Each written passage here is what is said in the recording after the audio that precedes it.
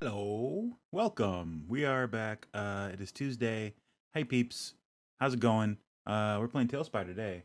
Let me unmutify it. Hopefully, there it is. Barely. There it is. Cool. All right, we're rolling. Let's go ahead and open up our map, which is that one. That one there. Cool. So we are continuing to build the Tomb of Horrors, which was what we started a couple weeks ago. We finished our last map, which, by the way, if anyone out there has TaleSpire and they want to load it up and mess with that map themselves, there you go. That is the published link to Keep on the Borderlands. Again, if you want it, a viewer actually emailed me some map publishing sites that I have to visit and actually put it up on there so that it actually gets, you know, used.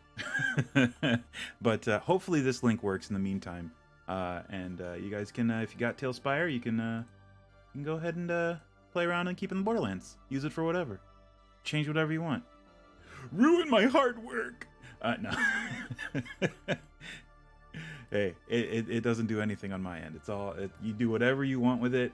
Once you get that and get your own copy, essentially, it is yours with which to do as you please.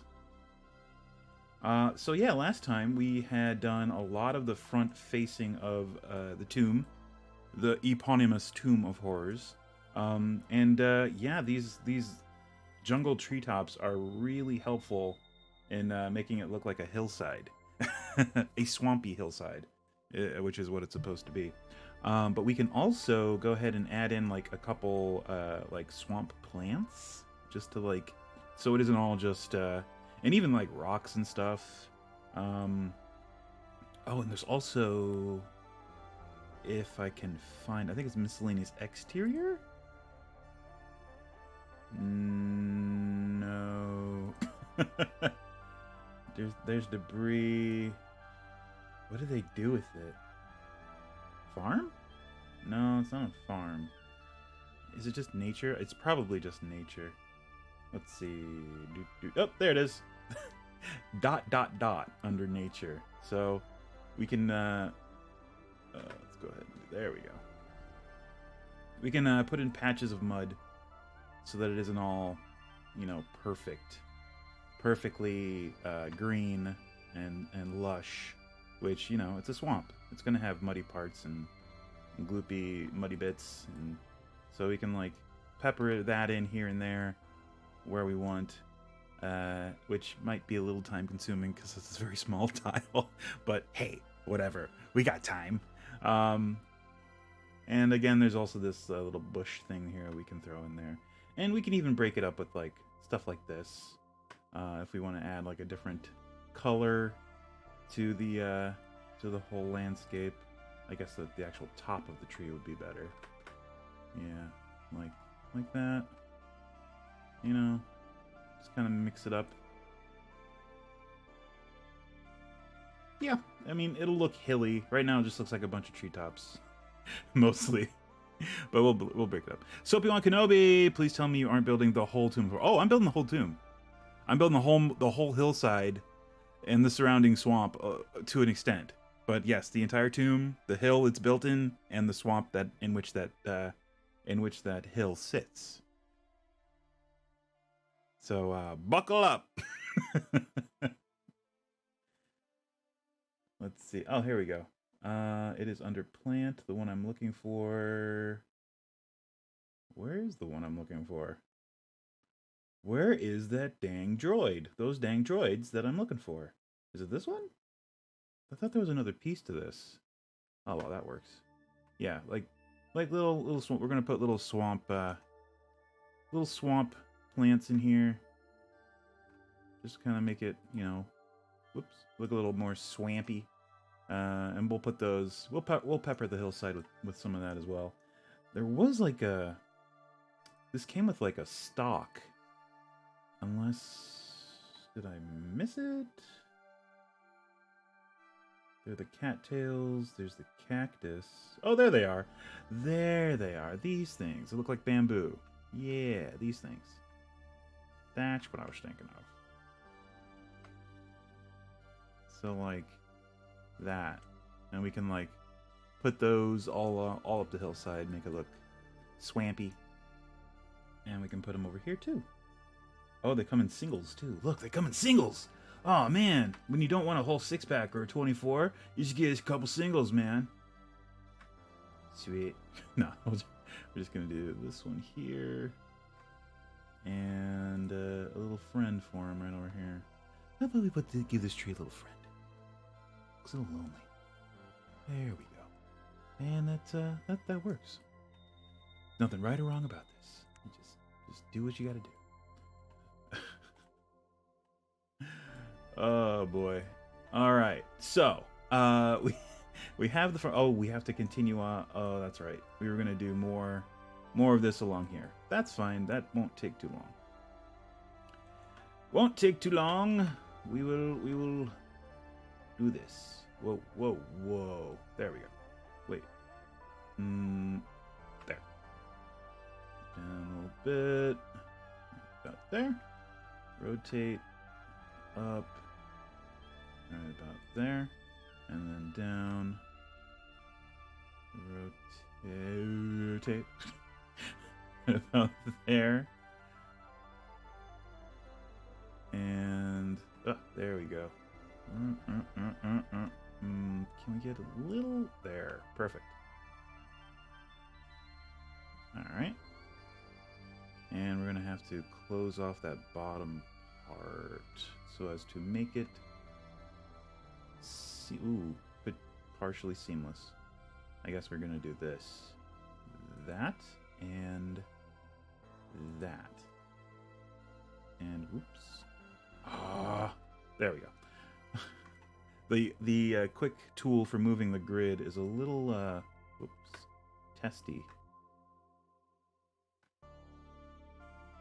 It's a little finicky. Oh, there we go. Perfect. All right, that works.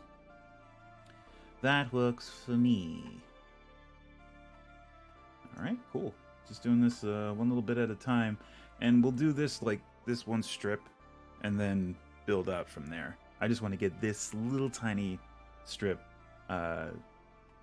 greened up, or at least detailed, and then that'll inform how I build the rest of it. Let's go ahead and copy this and throw it in here for flavor. Right. Actually, let's put it right down here. Over a little, over a little, over a little, over. There we go. Cool. And we can also grab some more of these plants. Throw some down here. There we go. And yeah, you can see the tree trunks underneath, sticking out underneath there. That's awesome. Those will be hidden. Those will be very well hidden. And yeah, this mountainside is going to be much in the same way we did Keep on the Borderlands, which was mostly hollow underneath, aside from the dungeon. That's the same with this. It's going to be mostly hollow inside, except for the dungeon. Because TaleSpire is working on, as far as I know, Fog of War to hide areas that players have not been to, so you don't have to worry about them, you know, just zooming around the map and finding all the... This is TaleSpire. It is a virtual tabletop for games. It doesn't have to be D&D. It is set agnostic. It is game agnostic. It doesn't have to be a specific game. You can, as long as it's a game that you can play with friends, you can play it on here. On stream, when my friend built a Go board in here, and they played Go. But yeah, it's just you can build maps. It has a complete set of miniatures, or is it heroic ones? Those are or humanoid or human. There we go. Let's see. This is my favorite one. The the mage. It's got minis in here. Whoops, there, zoom. There he is. And it's got different things. You can make them fly. You can adjust the height. You can enable a torch. You can even change the time of day. Let's say it's dark. And oh, there you go. Default sky. And yeah, it's really cool. You can even adjust their size. Say he casts enlarge on himself. There, now he's enlarged. Or he casts diminution. Oh, diminution. Diminution. However you pronounce it. Pew! Now he's super small. Lots of tools. Lots of really fun tools. It is available on Steam right now. It's in early access. So if you do play D&D and you play over video chat, this is a very fun way to do it. All the players do have to have TaleSpire as well, unless you like share your screen and move everything yourself. But you get into kind of weird things with that, because then they can see the hidden stuff that only you can see as a DM through your screen. So yeah, it's tricky. It's best to have everyone have this if you're planning on running in TaleSpire. But it's $24.99. It's not a prohibitive price, but you know, yeah, $24.99 as far as I know. US, if that matters. And we'll get rid of him. Yeah, right now we're just building the Tomb of Horrors, the classic D&D map. And the map making is kind of intuitive if you've ever used like an Adobe program. It's very similar. Like Control-Z undoes stuff, and it has a build mode and everything like that. So you know, it's got build mode, exploration mode, turn-based mode, which you can get up a combat tracker, and then cutscene mode, which I have not quite yet figured out. But I know it is cool because I have seen it used to great effect. I just haven't really figured out how to use it, or have had real need for it yet. But yeah, we're doing the Tomb of Horrors right now, and we did the creepy face last week. There it is, to the best of our ability with what was available for us in TaleSpire. There it is. There is the green demon with the sphere of annihilation in its mouth. Fun. All right, so we're doing the hillside on which this dungeon is constructed. Let's go back into building assets. Here we go. Let's mix it up, not use the same tree for every frickin' thing. Ooh, there we go. Boop. And, ooh, put one right here. Boop. And, that's the 3. We want the 2. Let's see. Put it right about, rotate this there? Or there? That kind of works. Yeah, that kind of works. I don't want to make it all green. I want some of the rock to show through, just for texture. Yeah, for texture. Ooh, let's put a couple more over here. In fact, just a few. Put one here, and also let's go ahead and put some vines, since they are. This is kind of a swampy. Ooh, here we go. Swampy area. No, don't want it to sink into the rock, but I don't know if we can avoid that. Ooh. Oh, here we go. What if we just do this and turn it slightly that way? How about less? No. How about there? How about no?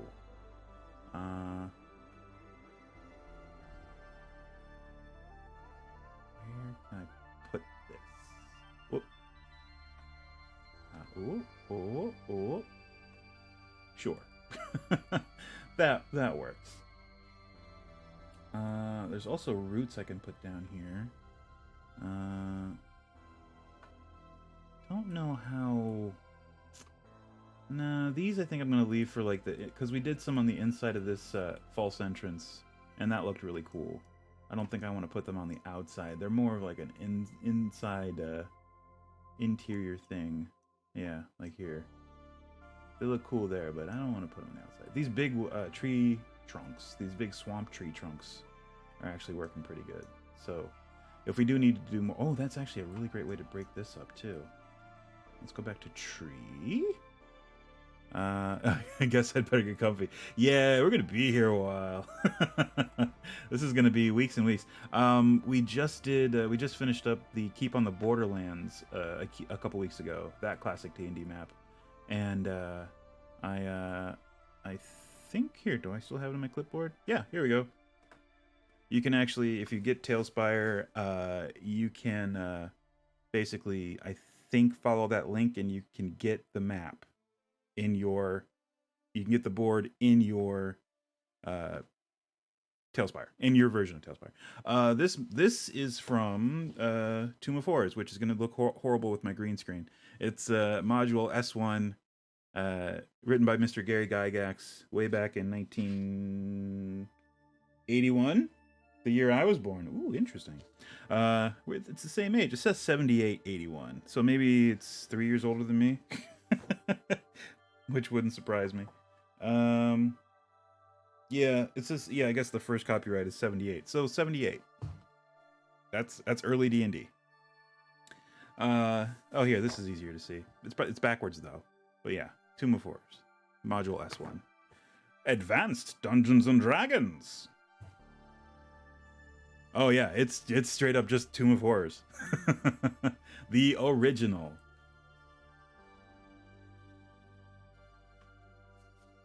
Oops, moved my grid. There we go. Oh. There. Cool. Ooh, lined it up perfectly.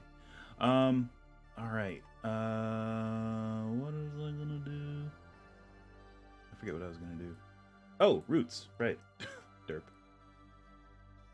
These things, which are, they're root-like. They're a root-like vegetable. Oops. Okay, here we go. Love the stylings of the older dungeons. Oh yeah, it's got the classic map with the blue, just the blue map with the grid. Beautiful. Love it.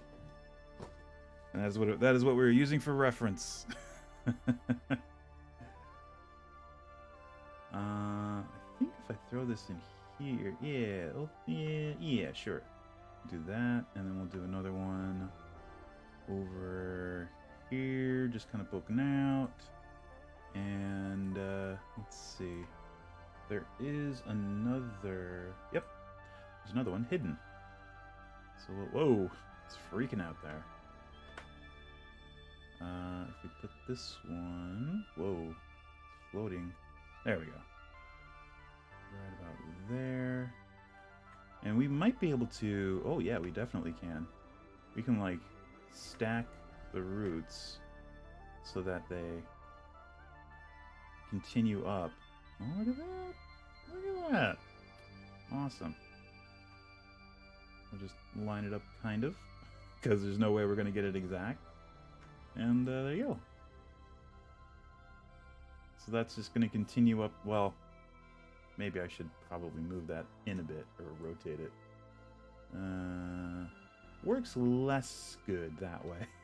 But that's the general idea, what we're trying to do. We can always just put a treetop over that to cover it. It's fine. It's cool. All right. So, all right, we're getting sort of the palette of our of our hillside in which this this tomb is located. I don't want to do this all stream, but let's get this bit done. Let's just get this bit done, and then we'll move inside for more mean traps.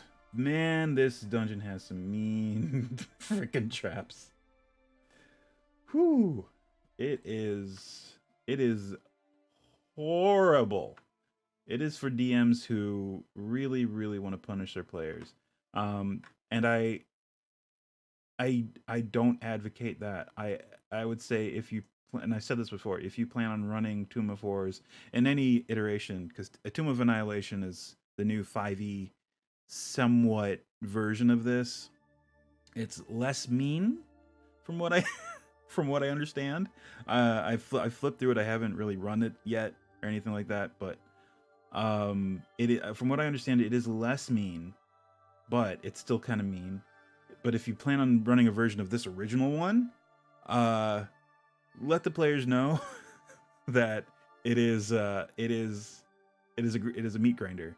You will need multiple characters, many of which will probably die, and to not get too attached to your character. And that this is a thinking man's dungeon. You will need to think out problems, not brute force stuff, or else your characters will probably die. There's a lot of stuff like that in here. It actually says it right at the beginning. This is a thinking man's dungeon. Right at the beginning of the module.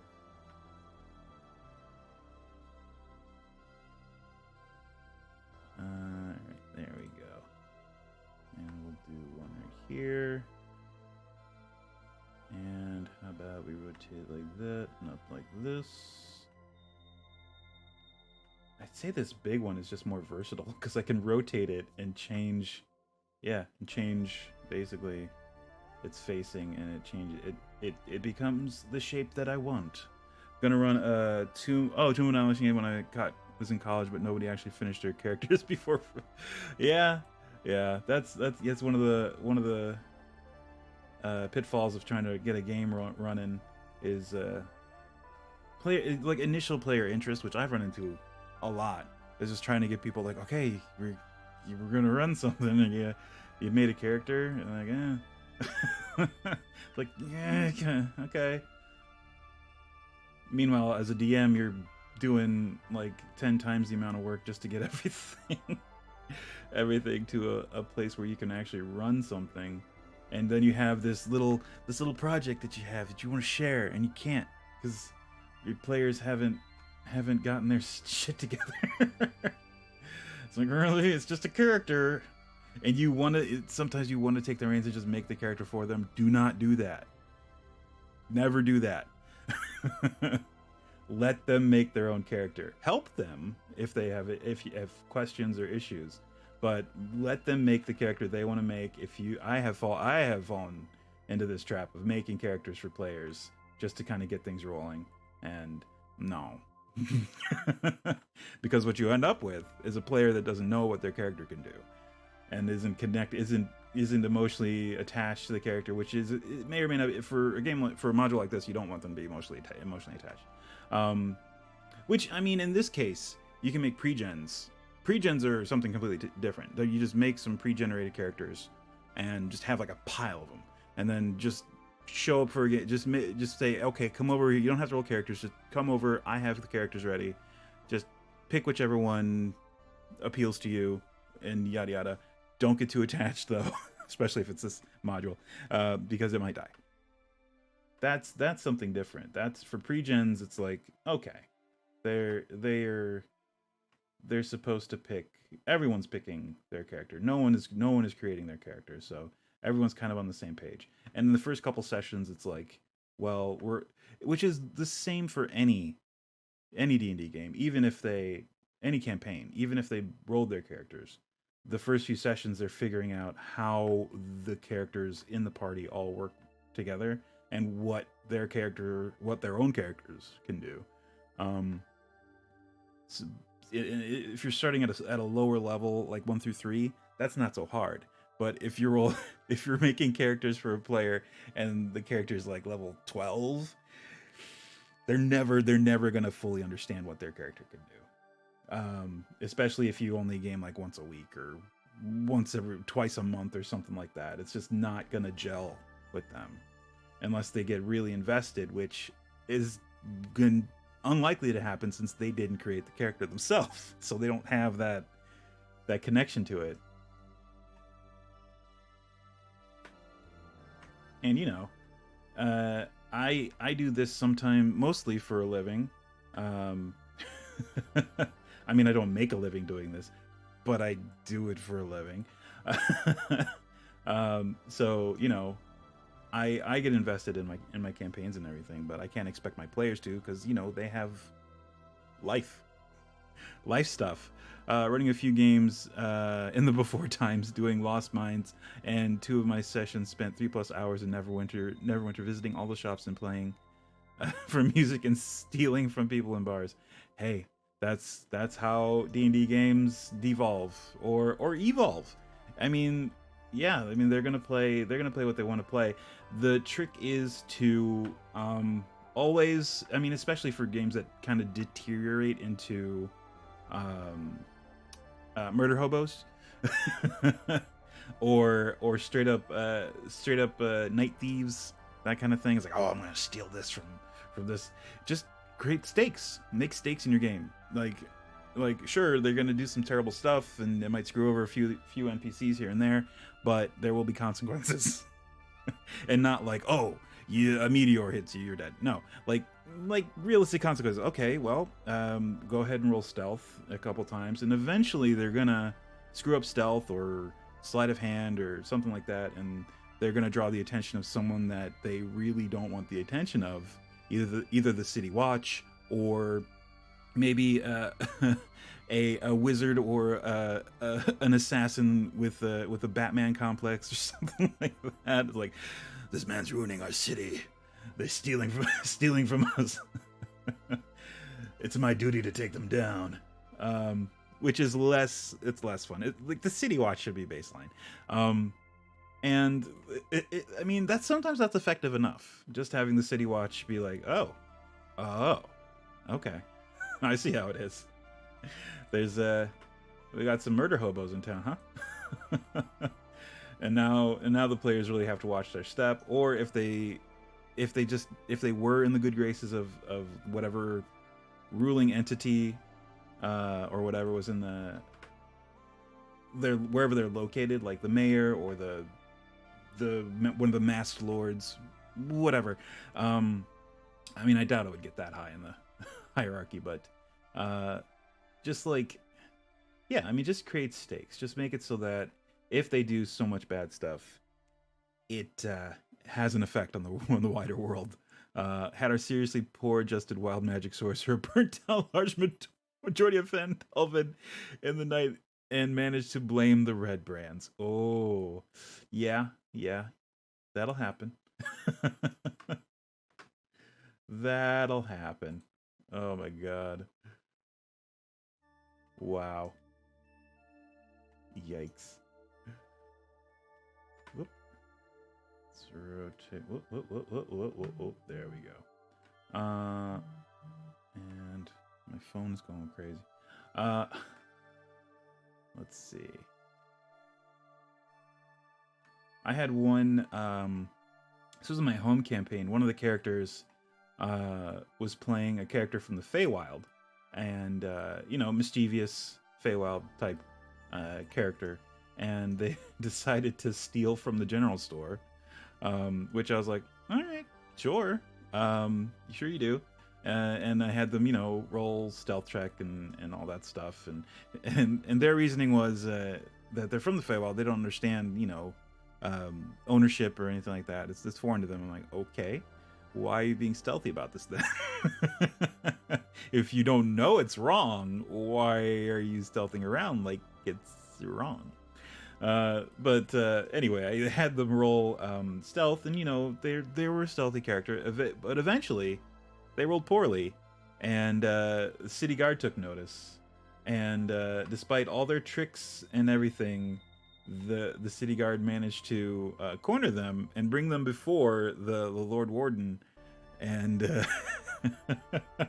he got a warning. Basically, he had to return everything that he took, and he got a warning, because he was with the party, and the party was well liked by the warden and all that stuff. So he got one. Everybody gets one. So yeah, it doesn't have to be like, well, depending on the severity of the on the severity of the transgression, It doesn't have to be straight up, you are to be executed for crimes against humanity kind of thing. You can just be like, don't do it again. We cool? That kind of thing. Slap on the wrist, then death. Yes. It's a slap on the wrist the first time. The second time, oh. Oh. Fool me once, shame on you. Fool me twice. I have to say face and cut your face off. Alright, let's wrap up this outside stuff with let's see. Do we have oh, we have log. It's big, it's heavy, it's wood. It's better than bad. It's ice cold.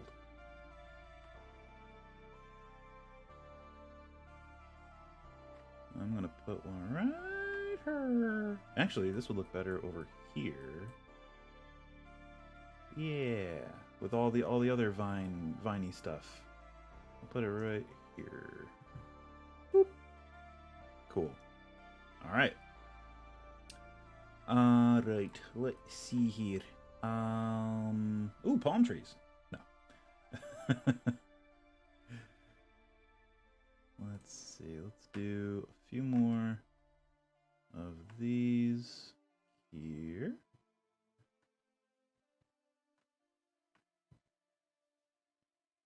And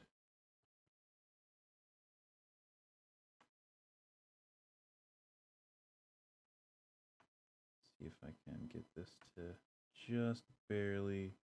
There we go. Perfect. I think that's good. And I think I'm going to throw in some more of these roots. And how do we want to do this? That way or the... Ooh, how about that way? Ooh, I like that. That's good placement. And we'll do another one right about there. And where's the other one? There it is. Put this one right. Oop. Always have to remember to hit Shift to turn on clipping. We'll do this one right here. Sure. And then we're just going to cover these flat tops of the roots with some of these.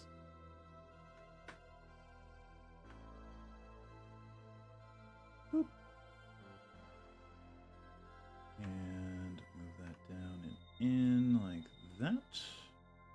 And then we'll do one over here.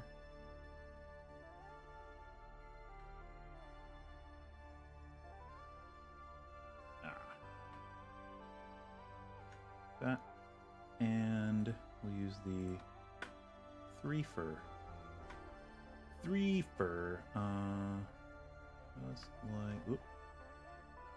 just like that, and then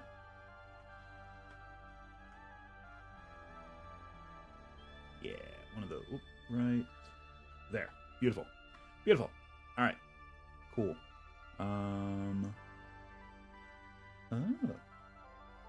Oh, that is cool. It looks like vines when it's just sticking out of the thing there barely. So we can actually put some... Oh, yeah. Oh, what's this? Oh, it's the Christmas tree. I forgot about the Christmas tree. Oh, boy. Have some of my characters following the party to get them off their feet and up to higher levels. My lizardfolk cleric managed to sneak up on our group ranger, who was on guard, and whisper, "What are you looking at?" That's great. Oh boy, where are the vines? Oh, plant, right? Derp. Here we go. Oh, yeah, we can actually, since we have some little shelf-like areas, we can actually do this so as to, whoop, oh, there we go. Or like that.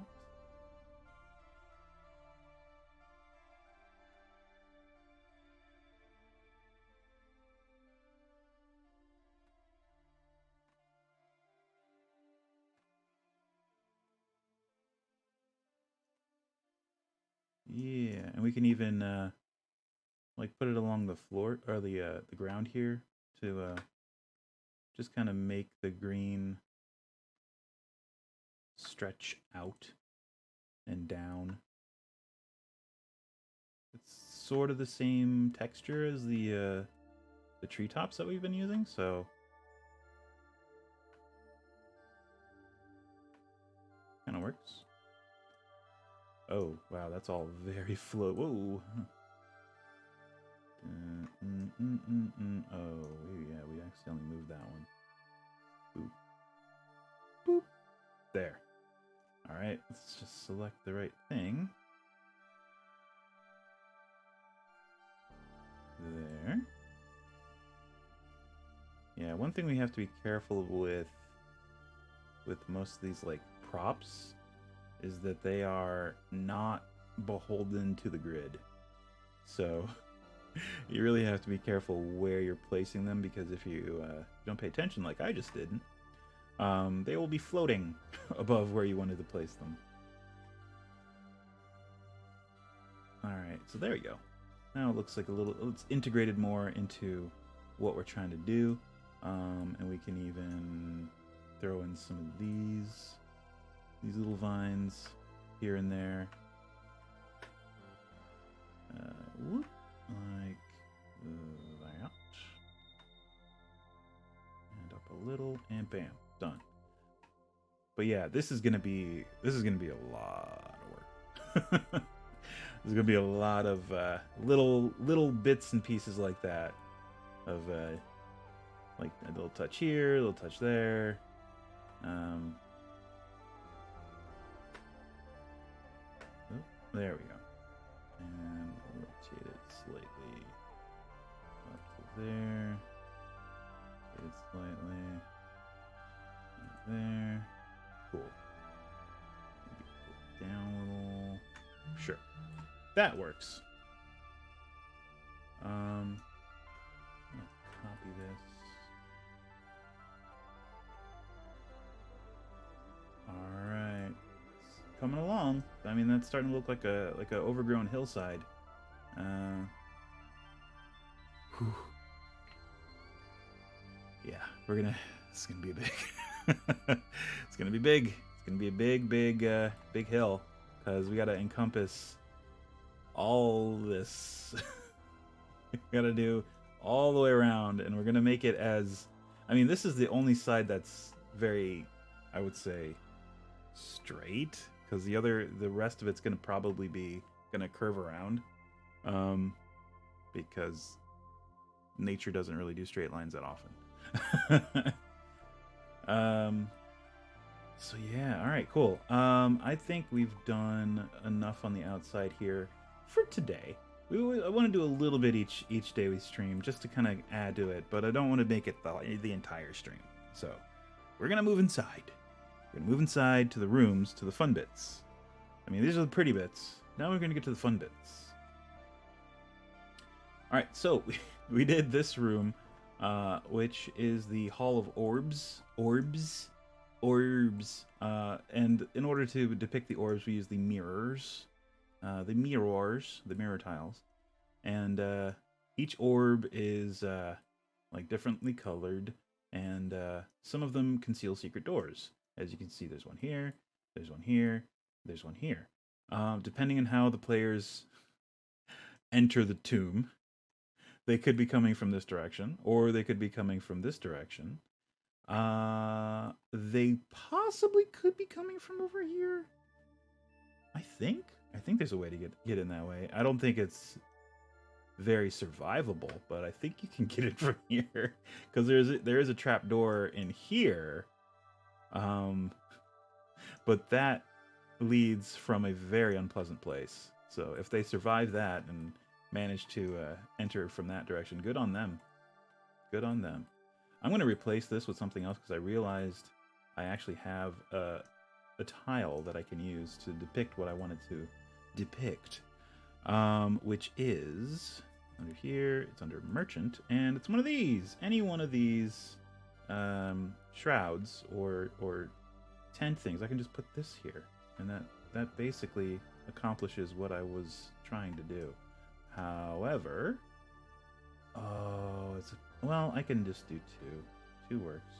Put one there and one there, and I think that does. Yeah, that basically does it. Oh, but actually, there is a 1x2. What am I doing? I'm a dumb man. Sure. Yeah, that works. Cool. And we can even put a little lighting thing inside of it, because we do have lighting things around it. When players Skyrim a dungeon and go in the back and walk out the front. Exactly. So you're gonna fight the boss first? Okay. Or is that thing that Matt Colville always talks about? How Matt Colville's, it's become Matt Colville's his players, where his players sneak into a dungeon, sneak past all the threats, and get to the final thing, and then the alarm is sounded. So now they have to fight the final thing and everything in the dungeon before them that they snuck past. Ooh, it sucks. I've had that happen to me, and I've had it happen to my players. Ooh, it is not fun. Let's see, rock. We're gonna put this in here so that it's all glowy. Hopefully I think it's already pretty glowy, but let's do a couple. Let's see. Throw this guy in there as well. Yes. Yes, he is. Always good. He always gives great advice.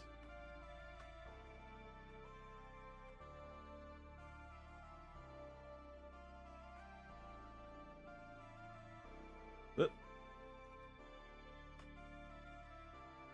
Move that out a little bit. There we go. Not sure how much lighting that actually provided, but whatever. Works for me, man. Alright. Cool. Alright. That kind of works a little better than the snow that I had. Oh, did I also do it over here? I think I did. Because there's another gate. Yep, right here. Alright, let me just get rid of these. Whoops. Stacking snow. Just stacking it. Back to merchant. And what? Yeah, I guess we're just gonna use this.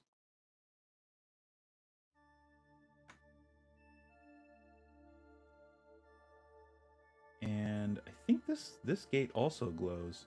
So let's go ahead and put in some of these. Sure. Let's do.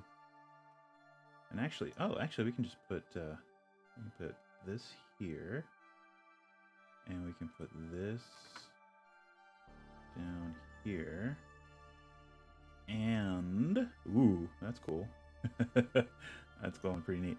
And also, where? Oh, there it is. Lights. We can just put a fire right up in here, so that it's also orange, because the orange is one of the colors that it says is among the lights. Oop. It's gonna be hard to get a front-on view of this, but there you go. That kind of works. Actually, let me switch this down. Whoop. Can I? Oh, I guess I can't. Unless... Hold on. Back to merchant. What do we got here? Don't think there are any... Maybe we do need snow.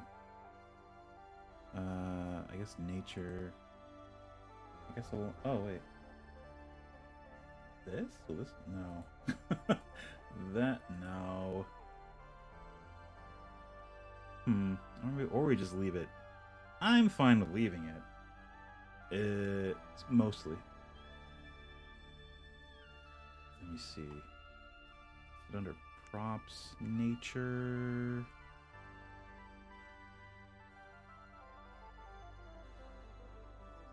Let's see what options we have under... Well, we have a couple options here. We can just go back to the one that we had. And,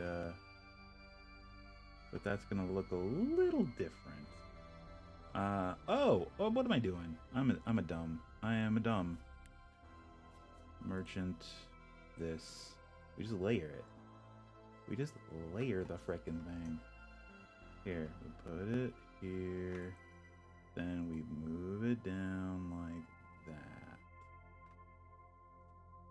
Ta-da! Now it looks like a weird misty gateway leading to, well, death. It leads to death. Spoilers. I actually have to move this bit up. Beautiful. All right. Cool. And I can probably scooch this up. Yeah. All right. Cool. I just have to make sure that the hide volume is still operational. So let me close this.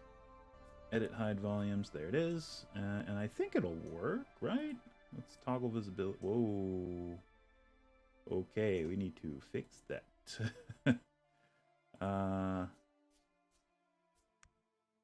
Whoops. Ooh, what did I do? What did I do? Did I delete it?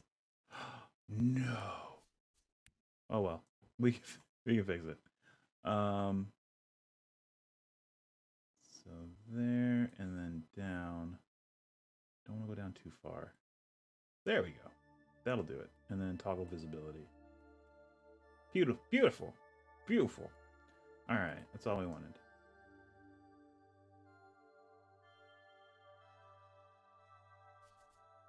Come out of DM site. There we go. All right. All right. Cool. Oh, and it's actually flickering because because of the flame. That's neat. I'm gonna have to do that over here as well. Also, I'm gonna have to do 2 of these. Build mode.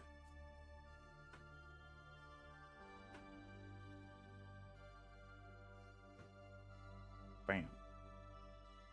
And I guess that's fine.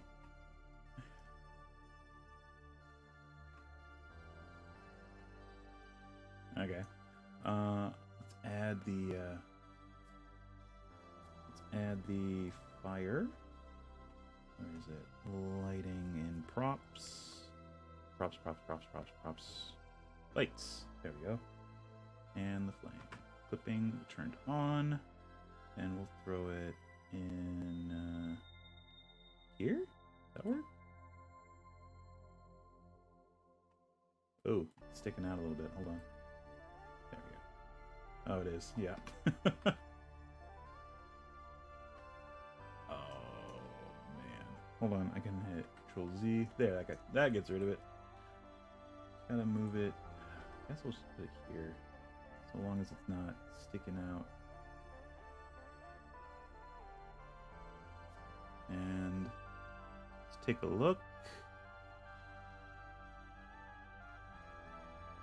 Yeah, you can see it. It's kind of flickering there. That seam there is a little what are you gonna do? Let's see, I might be able to get rid of that. Let's see. Let's try build mode. to there. Will that do it? Hey, that did it. Cool.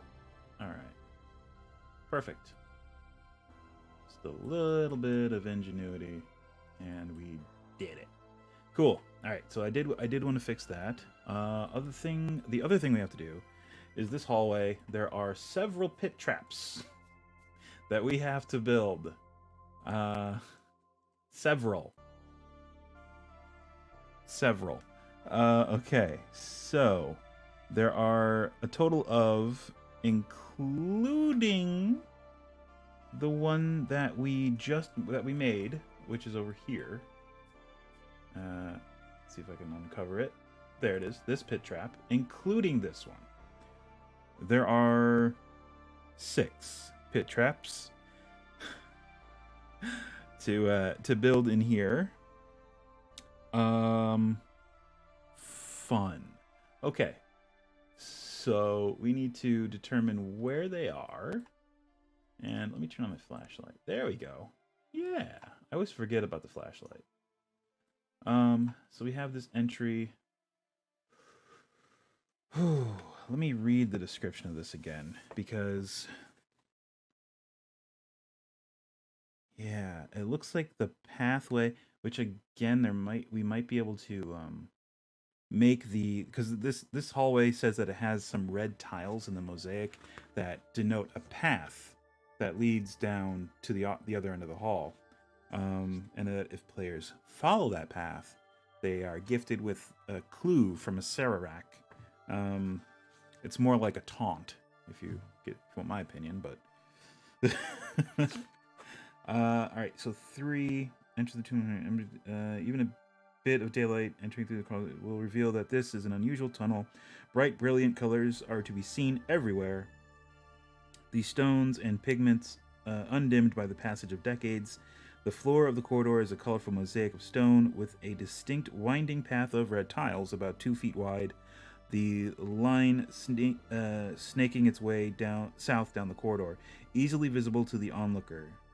Okay. No stonework can be seen on the walls or the ceiling 20 feet above, for some sort of cement or plaster has been smoothed all over these surfaces and then illustrated. And it has all kinds of weird stuff. So all pits. So throughout the tomb are 10 foot deep. Okay, they're 10 feet deep. And concealed by a counterweighted trapdoor which opens as soon as any person steps on it. Yada yada. But 4 is this specific trap. As soon as the painted character actually feels inside the chest to find a rod which stands vertically from the bottom. This lever moves easily, pulled with any force. It opens a shaded trap door which covers a 30-foot deep pit, spiked and poisoned, as are all traps of this sort here. Okay. Weird that it would put that distinct. Oh no, it's also in the other one. All right. Okay, and spikes. Yeah. Detectives. Okay. So yes, that is a separate trap. That is a separate pit trap. So there are 2 pit traps literally right next to each other. Fun. Because we have this one here, and then we're gonna have one pretty much in front of this door, or just next to this door, in this area. Jeez. Okay. Well, we're gonna have to basically build it the same way we built this one. Wow. Okay, so we're gonna go into DM site and let's close this and go into create hide volume. Is it that one, or is it? Oh, I guess it would be right here, right there, and then down a little. Bam. I guess this is fine. We can work around having this thing right here, because we can put the pit trap right here. We can make it basically the size we want.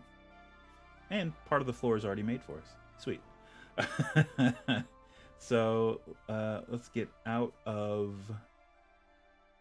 GM overlay, and back into here, and into tiles, and into Desert Village. And I'm so glad that they came out with the Desert Village tile set, because they came out with weird shaped tiles like this one right here, which is literally like a quarter of a standard block, which fits perfectly right there on top of the that. You might want to scooch that down just a hair, just a hair, just a hair, so as to not be seen above the tile. So if we go back out of build mode, you can see it's there, but it's not visible from the top, which I think is fine. So back into build mode, let's grab another one and move it down another half step. And we're also, let me actually do this so it's easier for me to see what I'm doing. There we go. Perfect. That's what we want. All right. And grab this guy and move it right there. And this one right here. Okay. Nice. So now we have sort of a outline for the pit. So that'll be easy, and it's only 10 feet deep. So it's only going to go down to, down to here. Ish. Yeah, that's 10 feet. So I lied. The floor wasn't made for us. It's not even going down that deep. Alright, so back to the dungeon tile set. Dungeon. And we want the... Will this work? Or is this too... Let's see. That might be fine.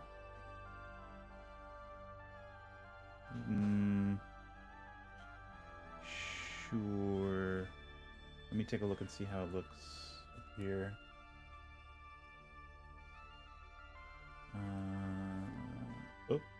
Oh, no, because that's going to be seen. Alright, so we will instead put it here. No. Oh, we can't. Never mind. We're going to have to do it custom. That's fine. Wall. And this'n. And we're going to put it here. And here. And we need a corner piece, I'm guessing. Let's just double check.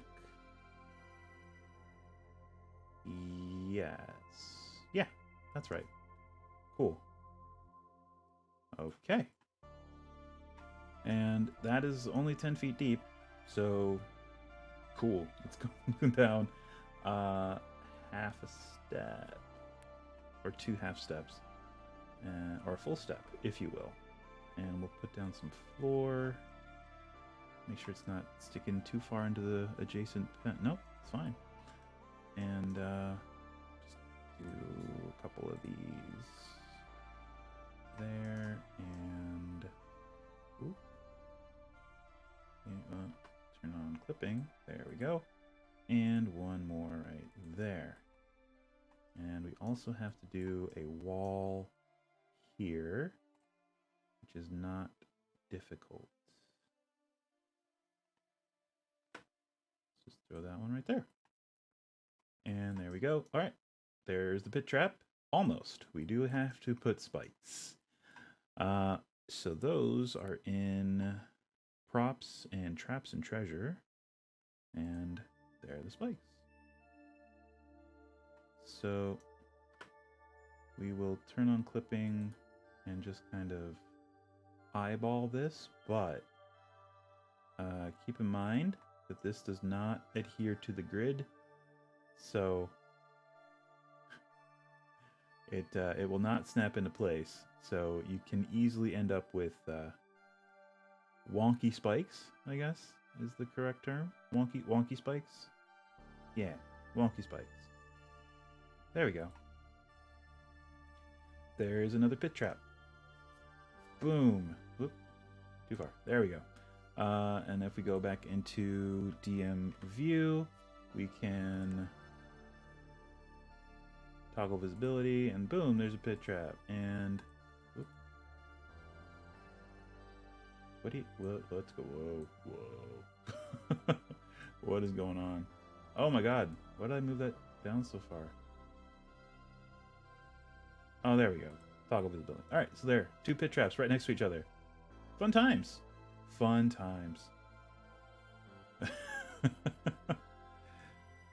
I mean, I'm gonna say it a lot, but this dungeon is mean as hell. Mean. Just mean. I'm gonna scooch this up a little bit. There we go. Cool. All right. So we're going to make them visible again. Actually, you know what? We'll make them invisible just so I can keep track of which ones are done. Which ones are finished. Otherwise, yeah. All right. So back out of Wizard Sight. And we're going to take our first little ad break. And when we come back, we're going to build more pit traps. Fun times. Bad news for the PCs, good news for the DM and his sadistic nature. As are all DMs. Proven fact. I do mean stuff, but I don't like it. I feel it necessary sometimes. Alright, we'll be back.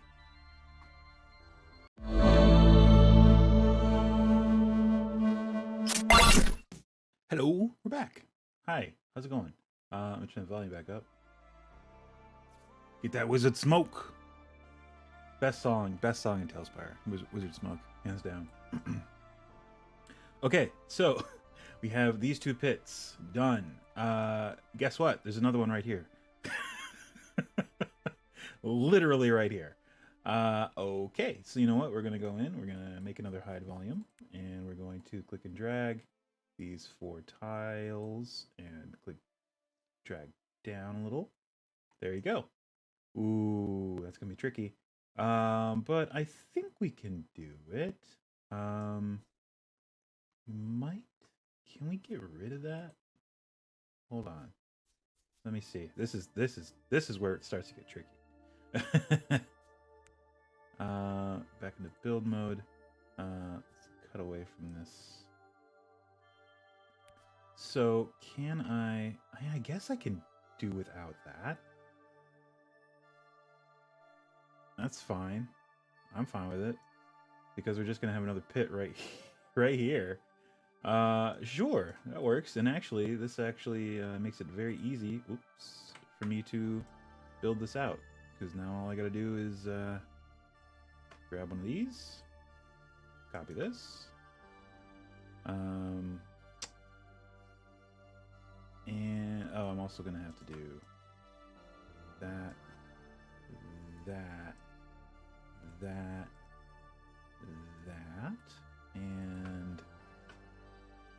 Alright, cool.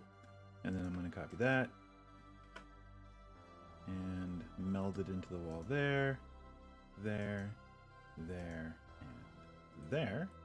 And now I do need that corner piece for the corners of this one. So back into here, into...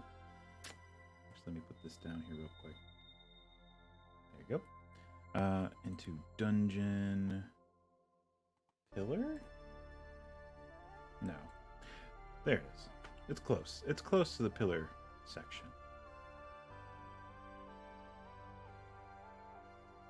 There we go. Copy that. For this one, we don't actually have to do any clipping, so it's actually just going to be straight up. Straight up. And there. There we go. Pit trap. Looks a little wonky, but it's fine. It's fine. It is what it is.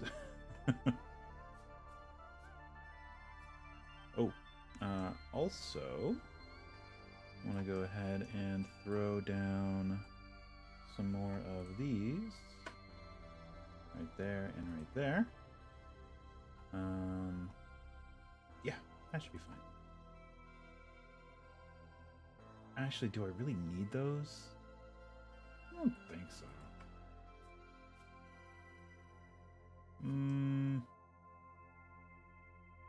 Yeah. Kind of. Are there any other things I can use? Not really. Alright. So be it. Oh, I know. Oh, that's why. Shoot. I did it wrong. I did it wrong. It's fine. Because we can just do this. And get rid of that. And get rid of that. And get rid of that. And yeah, I should get rid of these. But replace them with the 1x1. Damn it. Don't have any that I can copy right away. There we go. That and that. That's what we wanted. Okay. There we go. And I will go ahead and put these, if I can find them, into the wall here. Or floor, I should say. Here and here. There.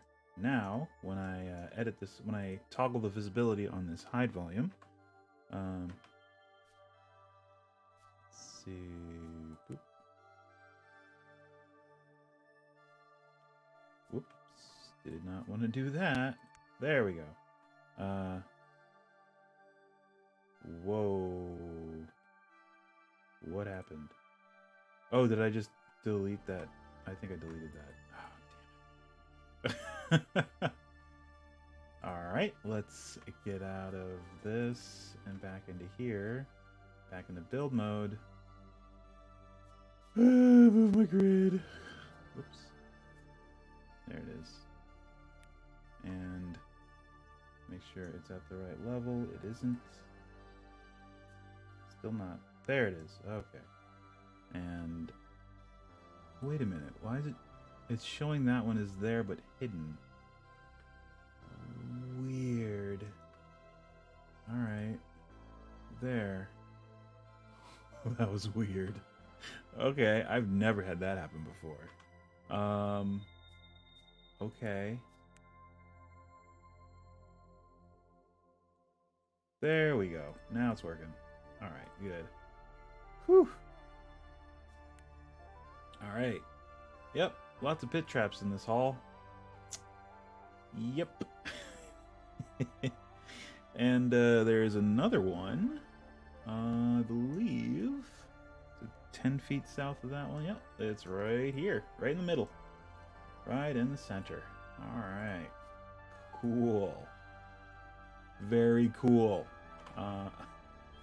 So let's just draw a trace a square around this square. Go down a little bit. Bam. There's your hide volume.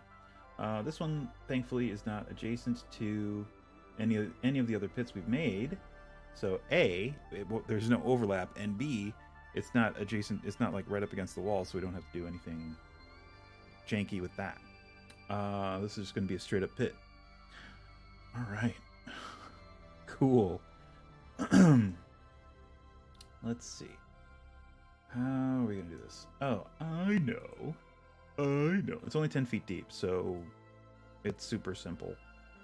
All we gotta do is let me get out of this. There we go.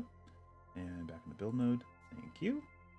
And this wall, we'll put one here, put one here, put one here, and put one here.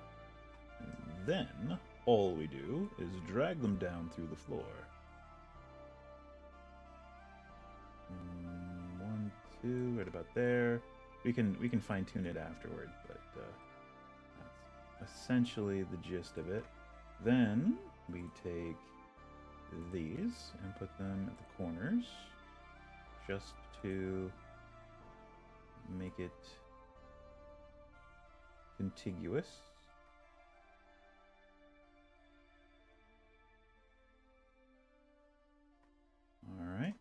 then... Whoa. Ooh, we're missing some stuff. There they go. Okay.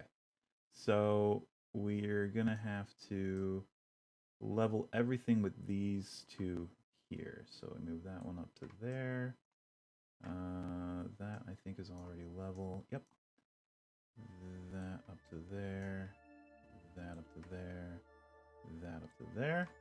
And then this will cooperate. There we go. We move our grid down there.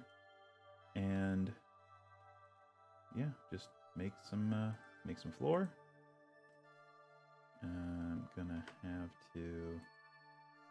Yeah, I guess it does kind of just butt up against that there. That's fine. Just the floor, not the wall. So, not as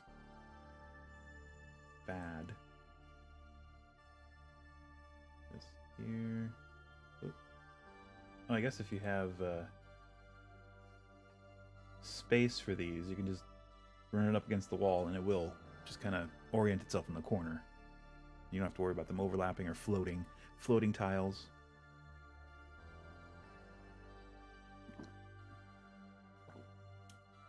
There we go. All right. And there's that pit trap. There's another one done. Let's test out the toggle real quick. There we go. Nice. Fun.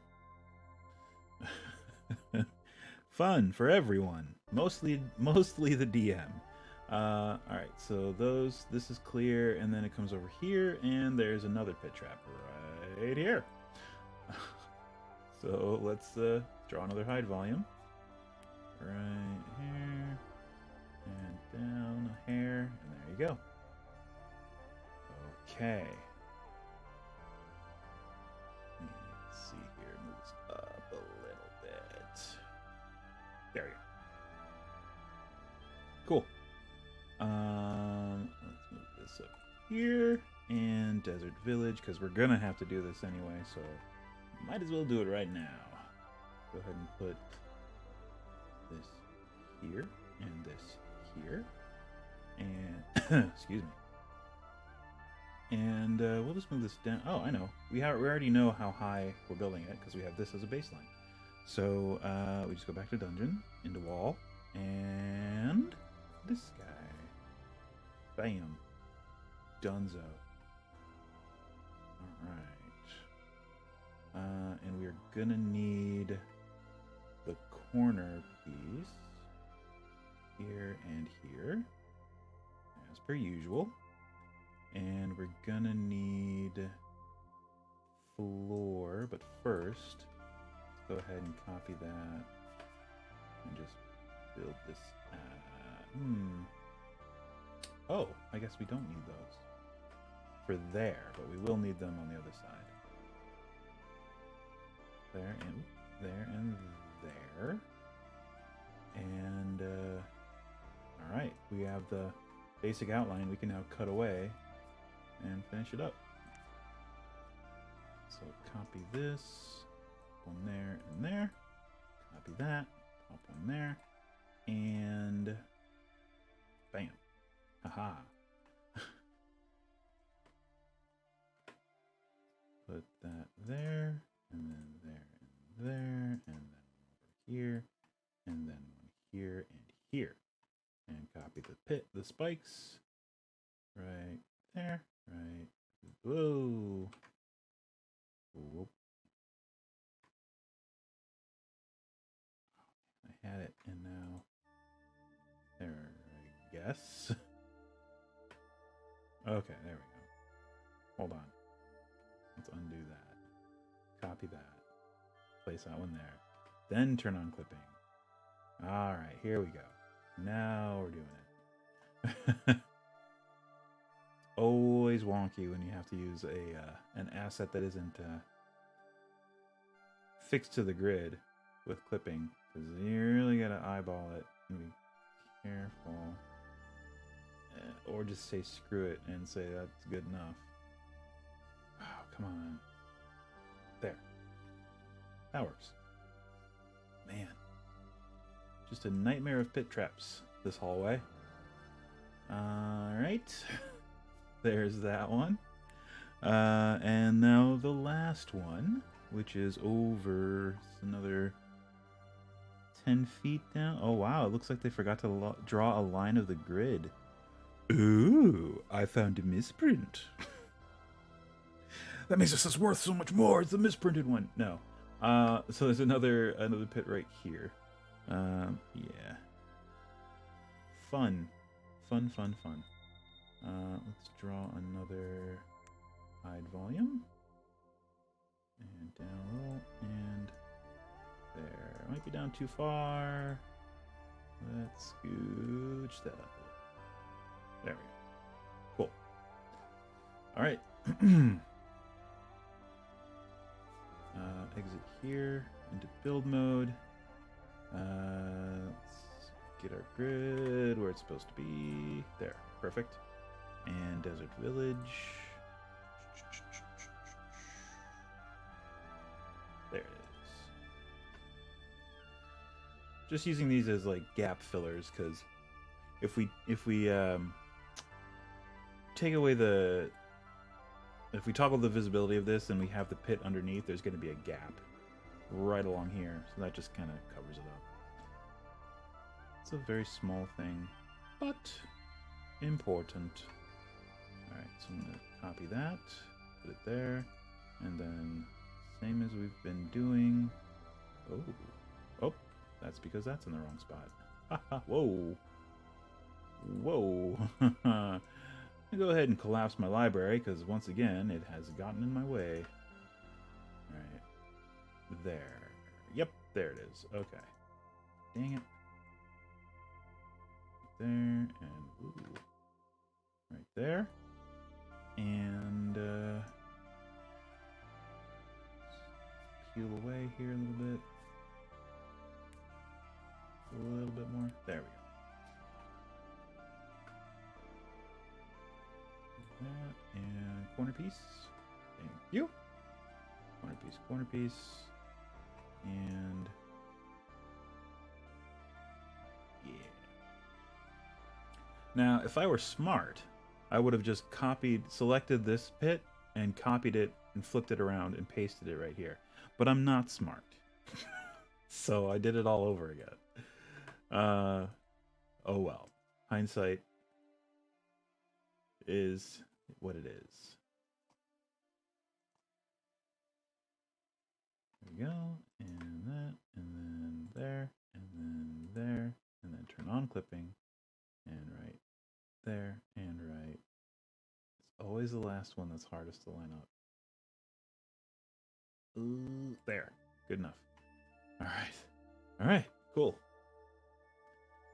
Hall full of pit traps. Fun times. Fun times for everyone involved. Everybody involved. Alright. So there's that.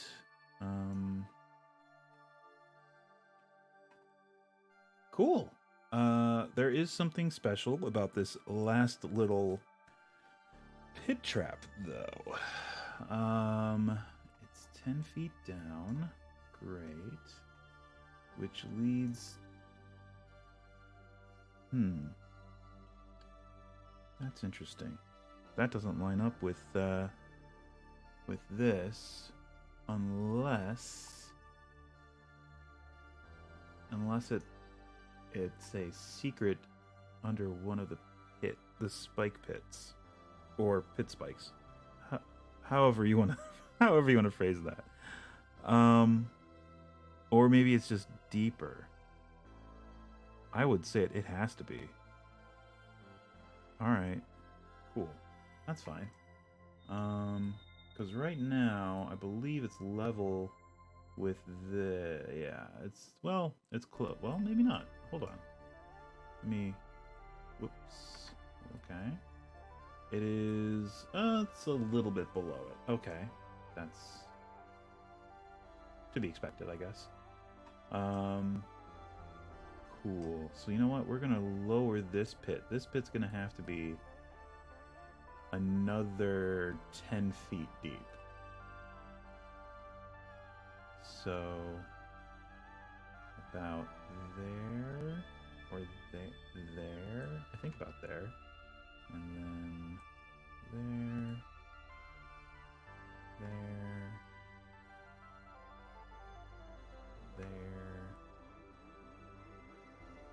there, and whoa. Okay. Forgot it. That's the, oh, if you don't lock your camera, it will, or your cutaway, it will accommodate you and move and cut away stuff as you do the quick zoom in. All right, so copy that, move it down. We're not down far enough. I think we need to come down another full half or full step.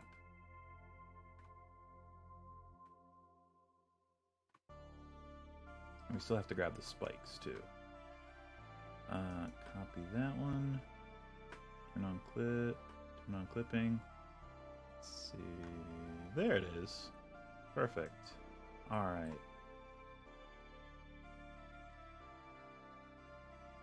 So this one is 20 feet. Ooh, 20 feet deep, not 10. And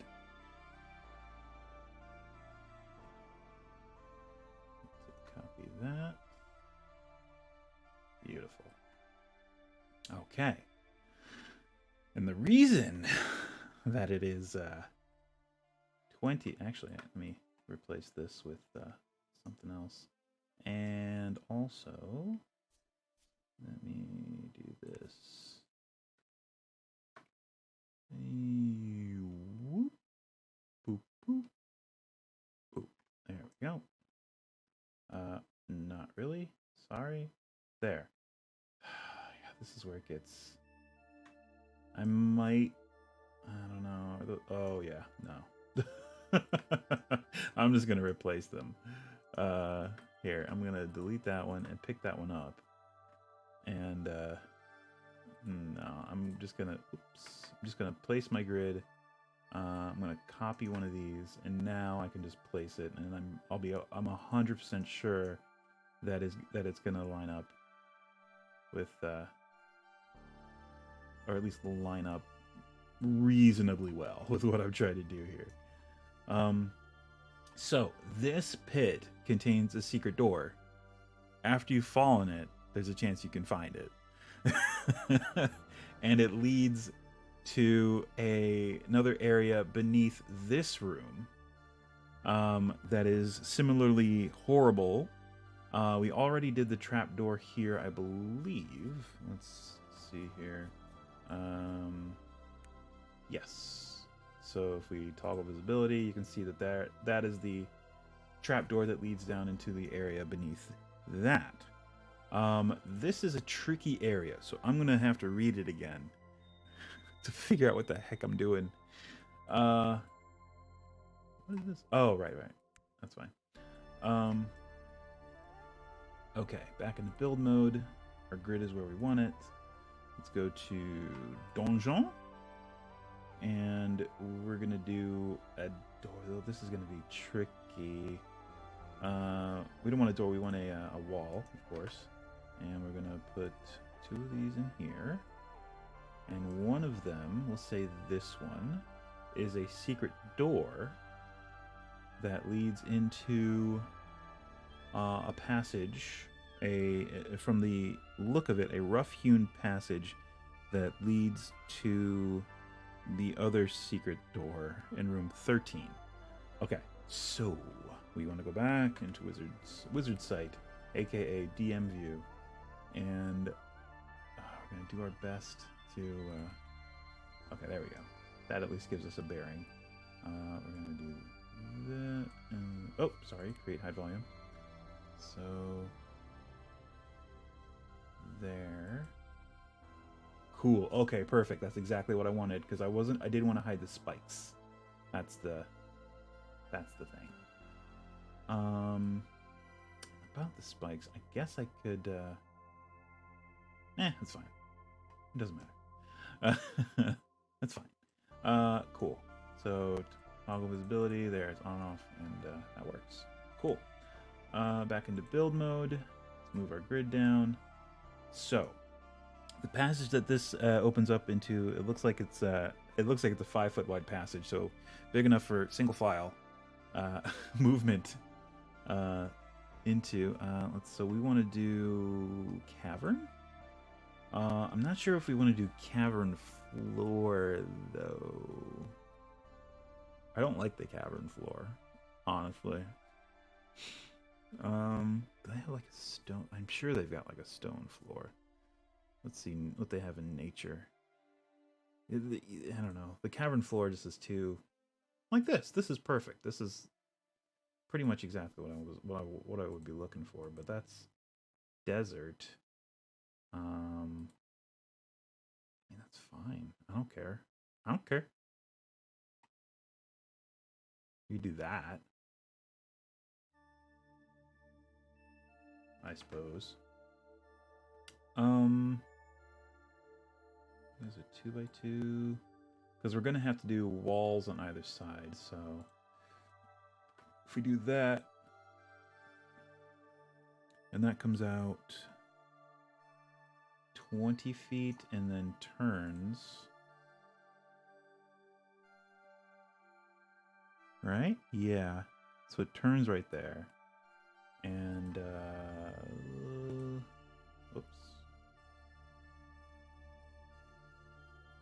So, oh. So we'd also need that there. And then 10, 20, 30, 40, 50. 10, that's 10, that's 20, that's 30, that's 40, that's 50. And it needs a little bit extra for the walls. And then it goes 10 feet, 20 feet underneath here. So that's 10 right there. No, it's one more. 20.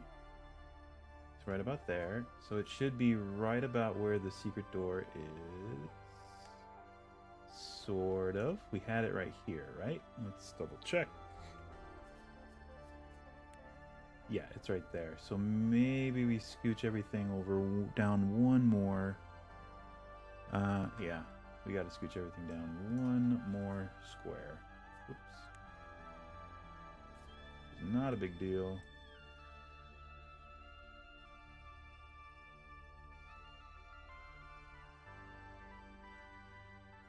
Or we'll just do that. That's fine. Did I turn off the... Oh, yeah. Okay, clipping, please. Clipping, please. So finicky sometimes.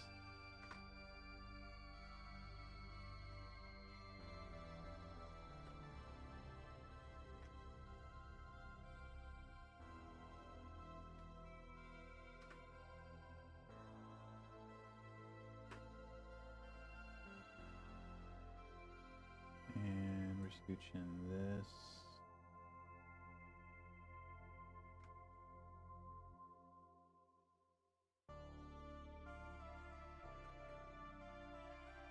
Don't know why I'm overlapping them. They don't really need to be overlapped, but whatever. Alright, yeah, it creates kind of a weird jittery thing with it, but whatever. Okay, so back into cavern. And now we can build out our sort of passageway here.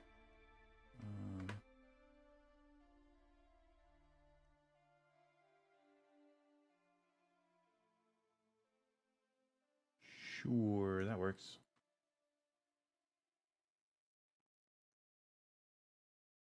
We'll put that one right there. Put this as a kind of a link up. Whoa. How about that way? Does that work better? Yes. Okay, cool.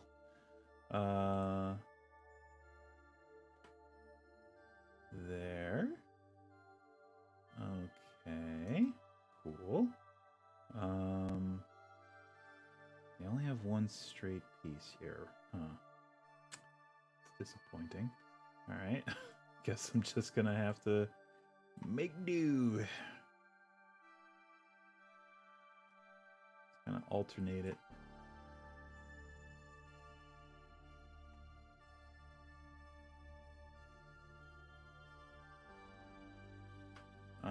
For there, I think I'm gonna do that. And for no, they only have the one of those two. That's fine. I can kind of do this.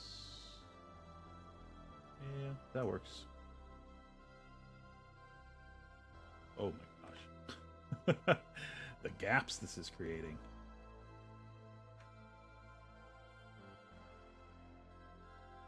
Oh, alright. Well.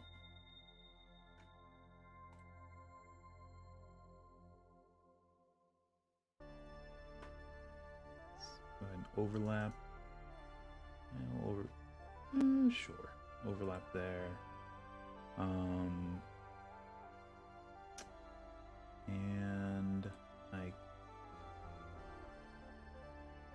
yeah, we'll just use the hard corner, the more pronounced corner piece for this last bit.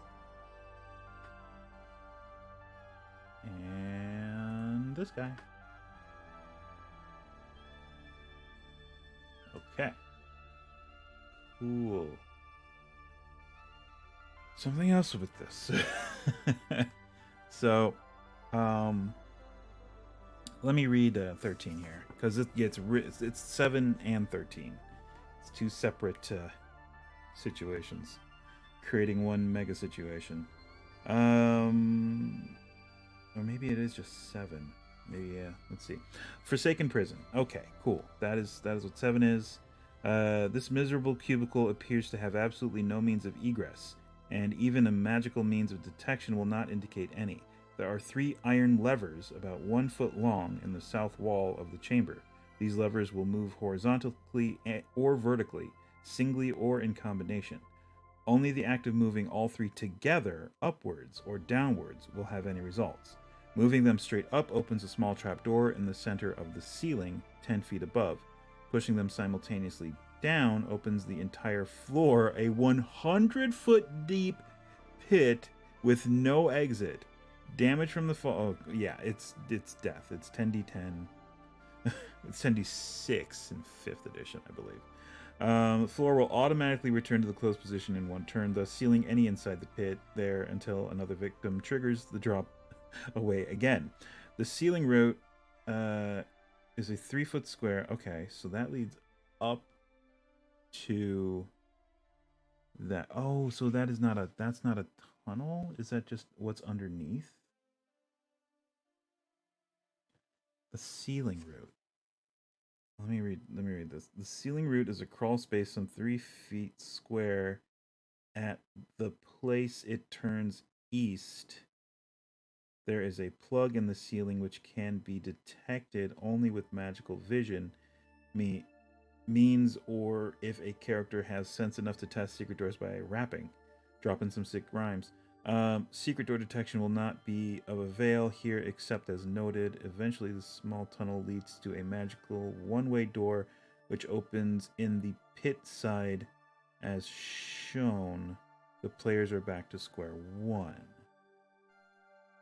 What? At the place it turns east, there's a plug in the ceiling.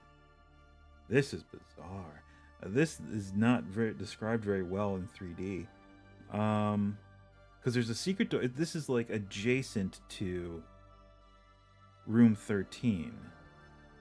So let me read 13 and see where the secret door leads there. I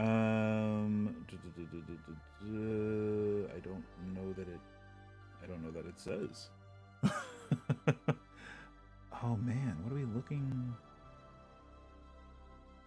13. The character opening. At this juncture, okay. Is it in one of the chests? The wooden one, which is the one in the center. This is open the skeleton.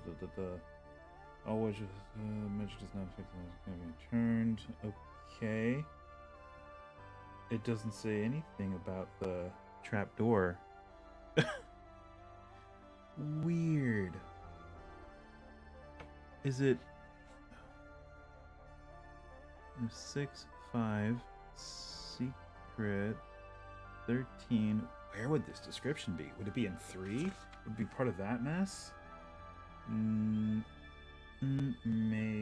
no.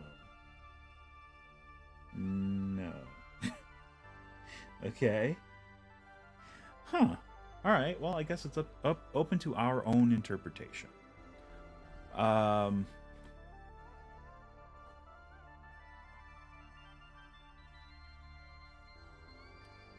So the up leads to a 10-foot room. 10 by 10. Okay. How about we do it this way? Because we're going to have to do another pit. Great. Okay. Okay. Not a problem. We can do that. Okay. So, I'm assuming that basically this is going to end in that room. That is the room that this is going to end in. Moving all the levers up opens the trap door in 13, which is right here. Or here. I guess I should move it over to here. Hold on a second. We can do that easily enough. Just gotta grab it here, move it over here, and then grab this bit and move it over here. Done. There you go. There's the trap door. Yeah, centered. Yes. Okay, cool. So we want to basically make the walls down here, the floor and the walls down here, the same as the dungeon walls. Alright, so let's do that. Go into build mode. Let's go ahead and get rid of those. And let's move our grid down a little. Perfect. Oh, did they get back? They did. No, they didn't. Damn it. I wish they got the sample height for grid tool back. It's been gone. I don't know why they got rid of it, but it was very useful. Dungeon. So this one we're gonna make 10 by 10. So it's really just like that big, but I guess we make it this big.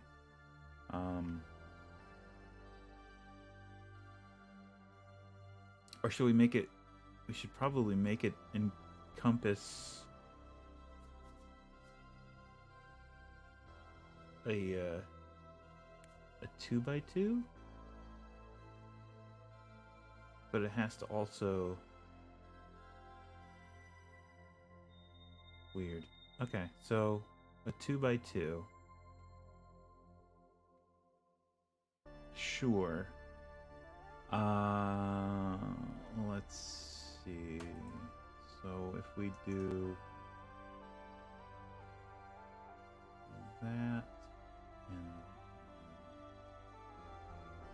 which way are we going with this? That. And it's this one.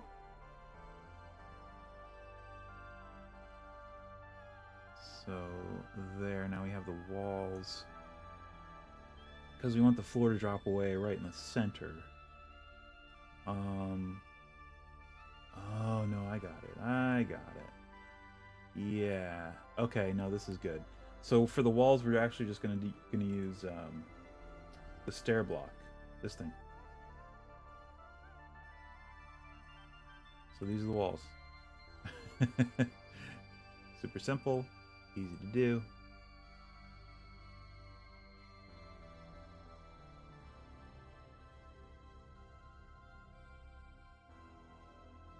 And this one is going to be secret, right? Yeah.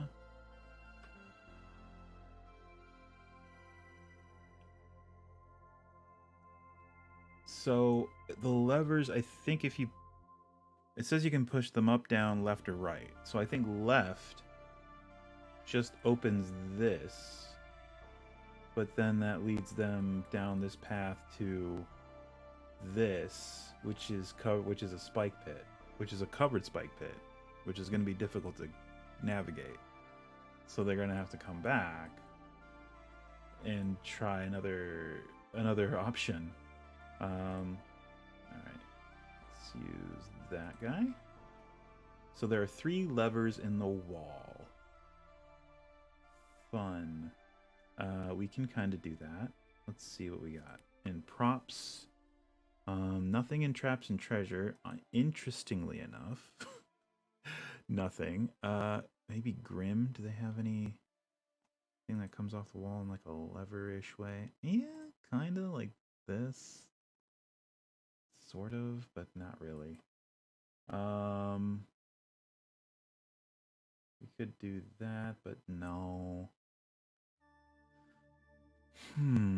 Oh, signs. We can do this guy and just there's a lever in the wall. Yeah, kind of. What about miscellaneous interior? Oh, how slanted is the broom? Kind of slanted. Oh, here we go. How big is this? Let's see. That just looks like spike. That just looks like a spike.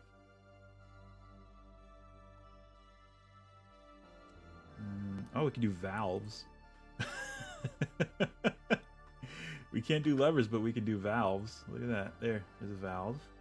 And you can do 3 different valves in the wall. I say do it. Let's see. Put one there. Put one there. Put one there. There you go. Not quite levers, but sort of. This sort of works.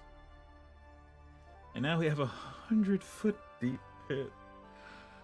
Oh boy. Do we even bother making it, or do we just say your character's dead? Your characters, because all 3 need to be moved in unison, and you can't really do that alone. Let's scoop that in just a hair. There we go. Jeez. I mean, do we even have room? I don't know. I don't even know. Okay. Let's try this. Where is dungeon? Nope. There we go. Dungeon. Grab this thing. Put it here. Oh. Okay. And then drag it down all the way down. Hold on. All the way. Oh. That's the floor is a lot closer than I had thought. So that is the very floor of this. There are no spikes at the bottom of this. So there's that. So that's 10, 20, 30, 40, 50, 60. It's only 60. We have 60 feet to mess with. Okay. I mean, that's not terrible. We can do a 60-foot deep pit from which there is no coming back. Or we just do this much of it and just be like, there's another 40 feet. So you're probably dead. Your character's probably dead, man. I'm sorry.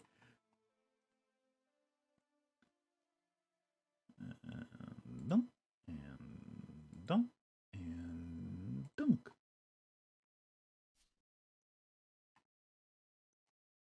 Thanks. Had I known that this pit was here, I would have probably started up a little higher, but doesn't really matter. It's not the end of the world.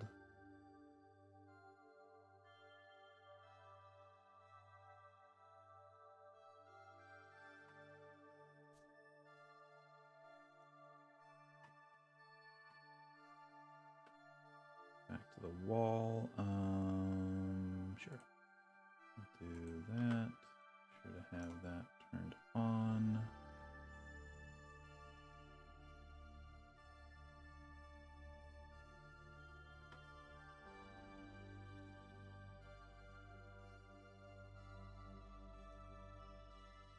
Get a perfect 3/4 view here, or as close as we can to a perfect 3/4 view, so we can place these wall segments without having to rotate. Time saver.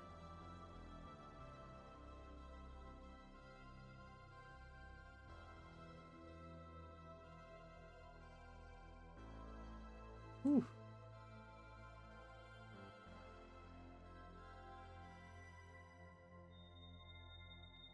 Okay, there is your pit. Let's cut away. There are no spikes at the bottom. But I'm gonna go ahead and put skeletons at the bottom. Cause that's probably the case. There's probably more than one skeleton down here dead. In fact, there's probably 3, because it's how many it takes to activate that trap. So we'll put 3. We'll put 3 skeletons. We'll make one just a pile of bones. Just a pile of bones. Just a pile of bones. Oh, you got bones. Oh, alright. Whoa. There we go. Right there. Ta-da! It's horrible down there. Okay. Good times. And we made that a hide volume. Yes. No. I don't think we did. Right. Oh. Oh, yeah, that's its own one. Right. Alright, so create a new one. Just click and drag here. Drag down a little bit. Bam. Woo! Feel sorry for the players who end up in this room.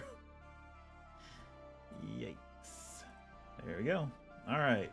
There's that. And again, this is just working off of the best I can from the description in the module.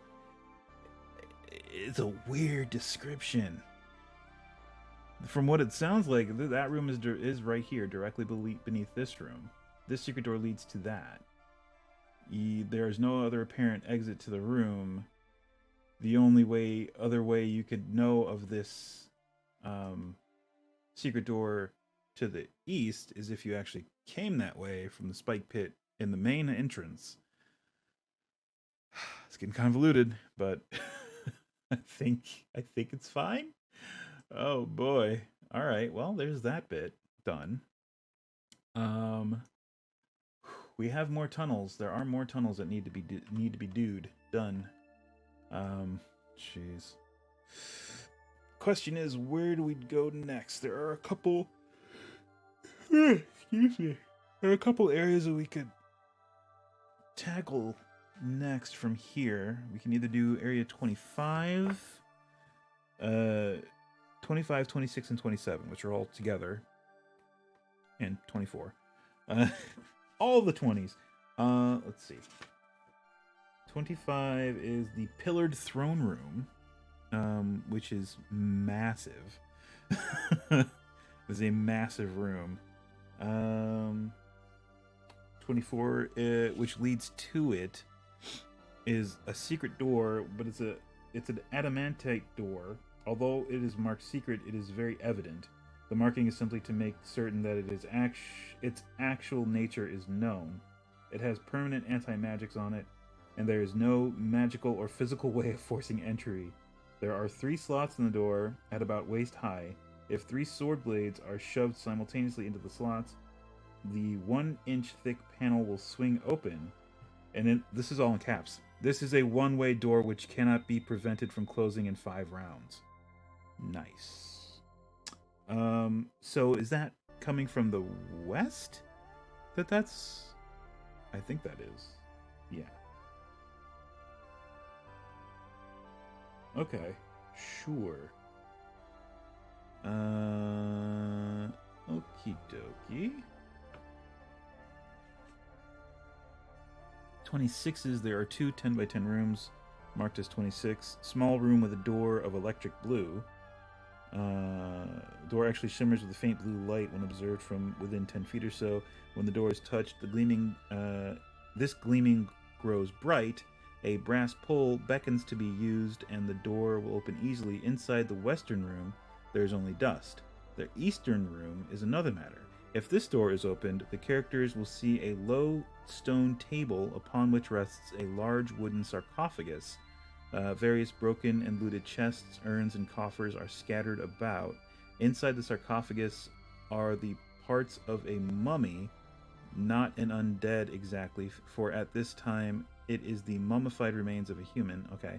The wrappings partially undone and tattered, and a huge amethyst just barely visible between the wrappings covering the head. This 5,000 gold piece gem has an evil magic placed upon it, and if it is removed from the eye socket, the remains become a true mummy with special stuff. It has haste, it has resist fire. Yeah, haste and resist fire, and I'm guessing turn resistance to kind of port it to 5e. To put it in 5e terms. Cool. That sounds fun. Tell you what, after this next break, well, we have a couple minutes, so we will get an idea of where this is going to be. Which is a little difficult. I think we have to do the secret tunnel, the second secret tunnel coming off of area 10. Because that will mark the height of this next section of rooms, which I think are all the same height as this one, as 13. Oh no, that wouldn't be. They would be below? I think they'd all be at the same height as 7, which we just did. Maybe. Let's see. Let me read 14. Let's see what that is. Locked oak. Oh, that's 16. Sorry. 14. Chapel of Evil. By passing through... Okay, so this actually gives you the description coming from Area 10. By passing through the illusory black sphere, the party will have crawled along the small tunnel until reaching the end, only to find it is solid stone. It requires a 1 in 6 to find the secret door. Okay, so... investigation check. DC 15 to find the secret door at the passage end, no matter what the race of the character. Okay, yeah. And no form of magic will detect it save the Gem of Seeing, which you actually get earlier in the dungeon. See, it's not totally evil. Once inside, they will see what is obviously some sort of temple area. There are scenes of normal life painted on the walls, but the people have rotting flesh, skeletal hands, worms eating them, etc. Yet there are also depicted various religious symbols of good alignment, and a faint aura of good can be magically detected. What a puzzle! Could the Demi-Lich actually have been of good alignment? There is a mosaic path leading to the altar, and to either side, great wooden pews face the worship area. All of these benches have hinged seats. The back pair of pews have 4,000 silver pieces, each hidden therein. The next pair have 3,000 electrum pieces. The next have two nice round numbers. And the front pair have gas traps. Nice. A cloud of gas from the whole will fill the whole chapel in 2 rounds after opening the pew bottom, and all in the place will lose 2 to 8 points of strength. Oh, for 48 hours. Oh my god. So 2d4 strength drain. It's better than constitution drain, but still. A wooden railing divides the room, and south of it is the altar. A tiered dais with a wooden chair, nicely carved and padded, but unremarkable. 2 large brass candelabra holding 5 white candles each, and in each corner a large white pottery urn stoppered with a brass and wood plug. A human skeleton in black chainmail, badly rusted and torn, points to area B. Okay. This sounds like it doesn't give me a height, but I'm assuming that it's going to be the same level as room 7, just because the path that they have to take from 10 to get to 14 through that secret passage, it has to wind around and underneath this and then come out this way. So I think that's what we're going to do next. After this ad break, we're going to start on the other secret tunnel that leads from Area 10. The third and final secret tunnel that leads from Area 10. All right, we'll be right back with more Tomb of Horrors. It's a horror show. Vidi well? I'm mixing my metaphors here. Okay, be right back.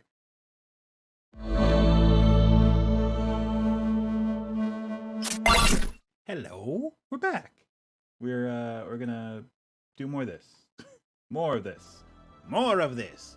Tomb of Horrors. We're gonna continue building.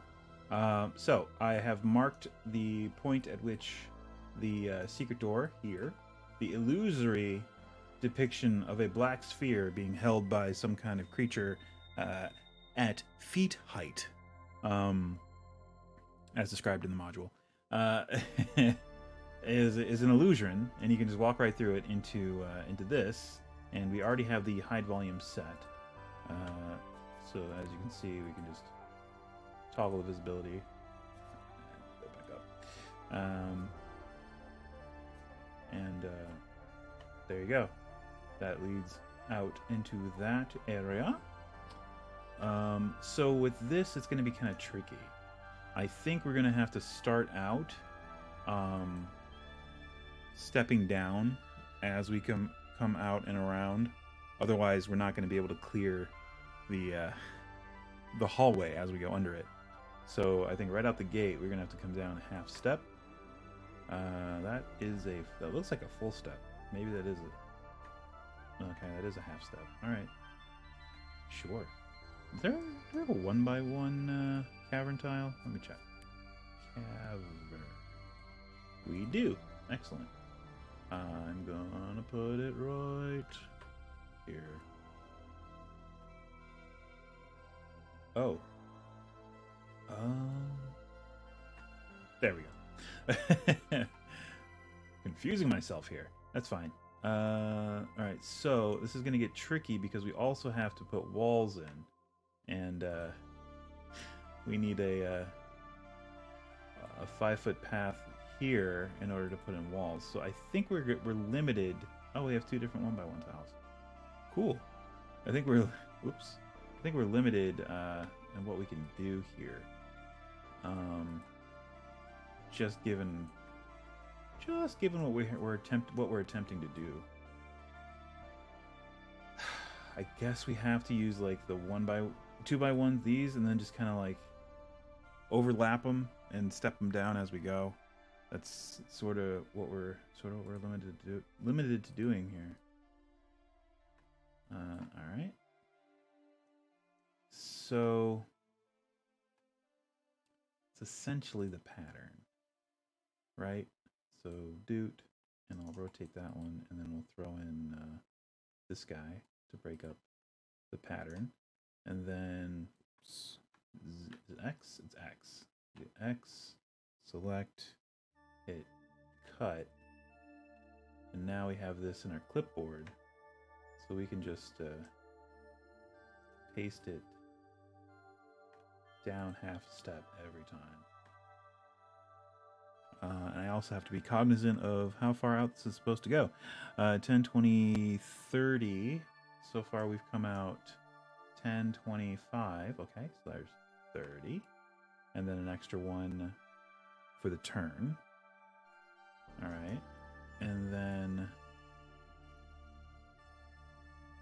it goes down 20. That's 5, 10, whoa, 15. Yes, and it gets very close to that. It could go underneath it. Actually, let me undo that placement. That's a little too low. There we go.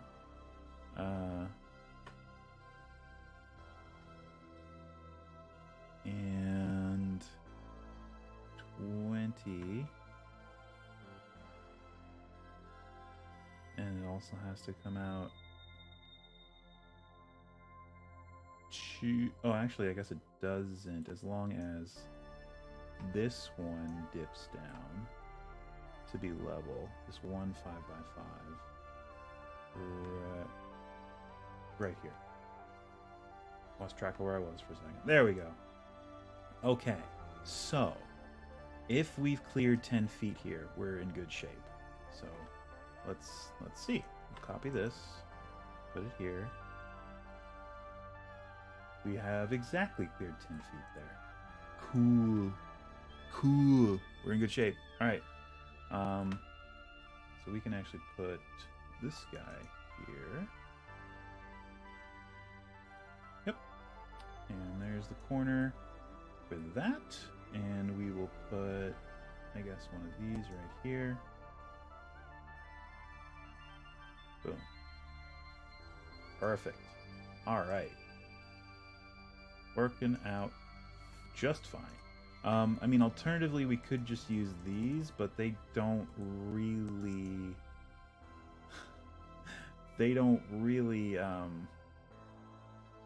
what's the word?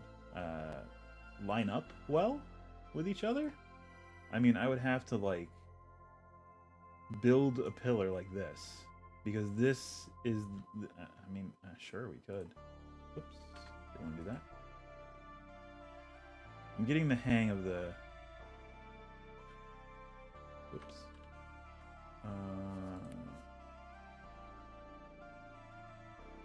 Copy. Alright, let's see if this has legs. We can actually use it.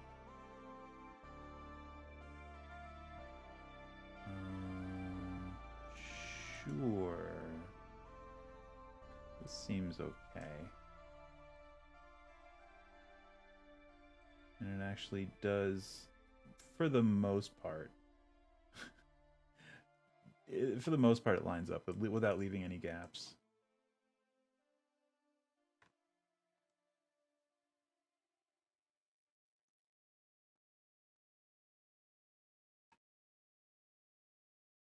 Yeah.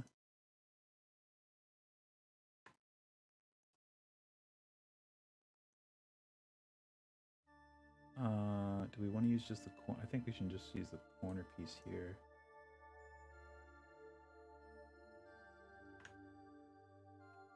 There we go. And ooh, we got a bit of a whoa. We got a bit of a whoa. We have a bit of a gap here. Ooh, I did not notice that. Oh, poopy. All right, so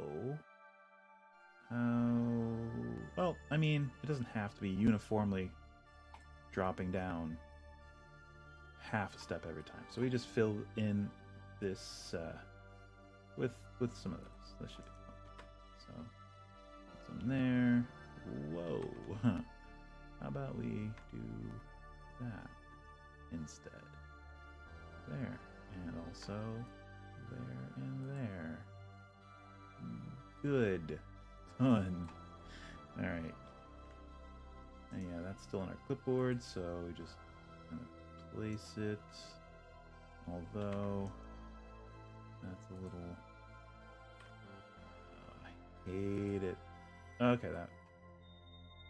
It's not going to get better than that, so may as well. Fine. Huh? Sure.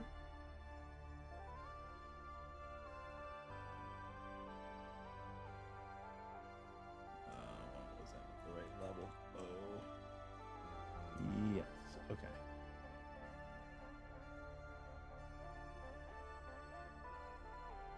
There. And now we'll cut away. There we go.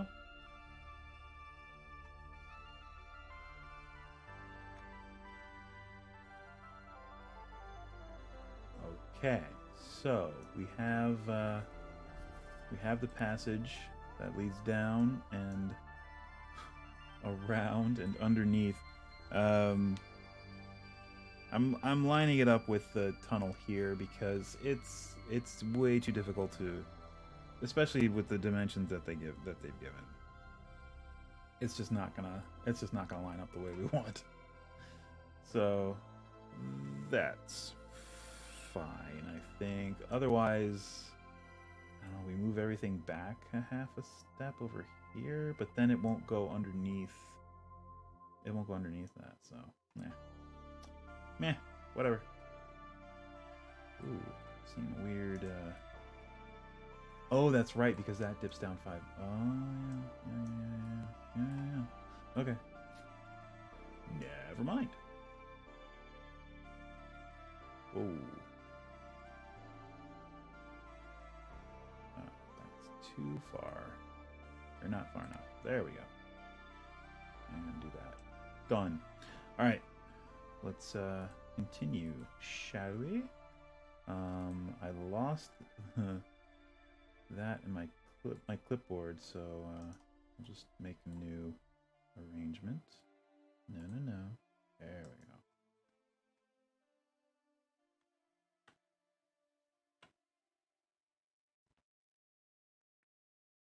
Copy, and I guess we can just keep going. I mean, we can come down another half step or two, because we do have to be level with... Oh, we already are. We already are level with... Oh, no, we're not. We have to get level with room 7. That's right. Alright, so keep, we don't have to uniformly drop down every 5 feet, though. So we can kind of stagger this a little bit. Ooh, and this is supposed to shift this way as it's going.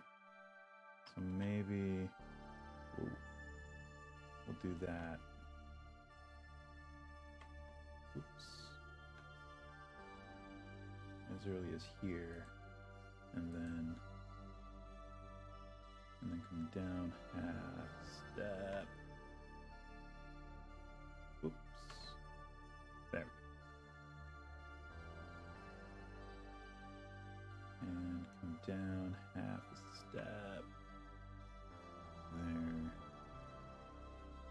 There. Whew. Ooh, this is gonna be weird. I'm gonna have to like... No, it's fine. We're just gonna have to put extra one by ones like here, like at every corner, just to kind of accommodate that. How far does that go? 10, 20, 30, 40 from that turn. 10, 20, 30, 40, 50.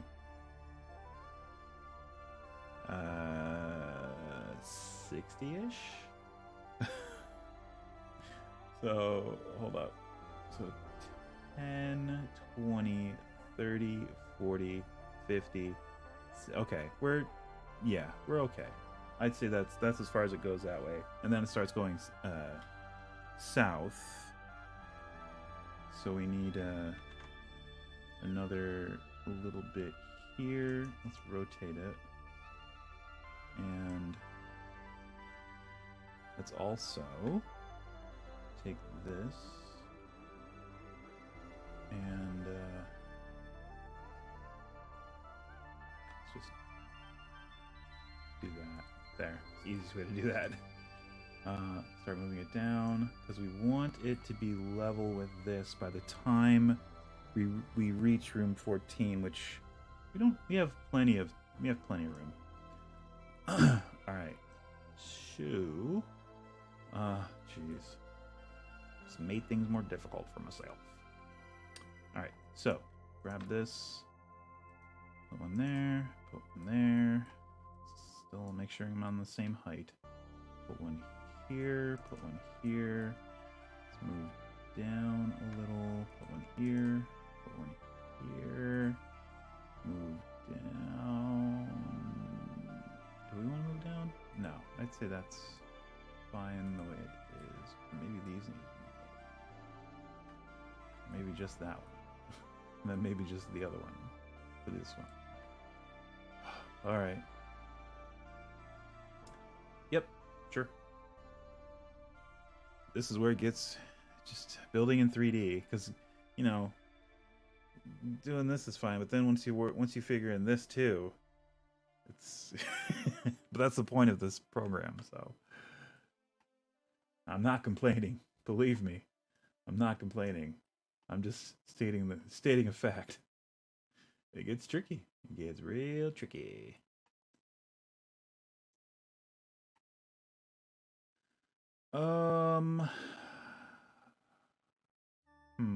I think I'm just gonna use this. I don't like. I mean, I do. I mean, these columns that I made are fine and all, but they leave too many gaps. I'm actually gonna have to go in and fill in these couple gaps here that are bugging me. They're bugging me. They're vexing me. Sure, that's fine, I suppose. All right. Whoa. There and whoops. Right there-ish. And there. And that works. Sort of. I mean, overlapping this is probably the easiest way to do it. And even if you don't, it does lend itself to being seamless if you just try and butt them up against each other. So that's fine. Do I want to do it that way? I want to do it. Oh, I guess either way, it's gonna saw, right? I don't know why I said that like Nicolas Cage. It's gonna saw.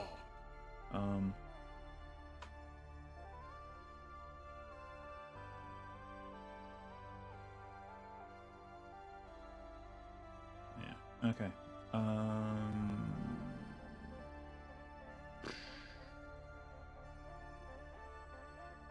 do this? This work? Oh, that might work. That might actually work. There we go. And let me just overlap that. Oh boy, that works perfect. Whoops, not so much there. Well, we can fix that. Oops. Okay, doesn't want to cooperate. That's fine for now. There. Okay. Well, that is a big help. Cool. Okay. And we just overlap this here, or try to anyway. Where's my grid? Where's my grid? There it is. Boom. Okay. So that's all level. That's fine. This I'm gonna have to drag down.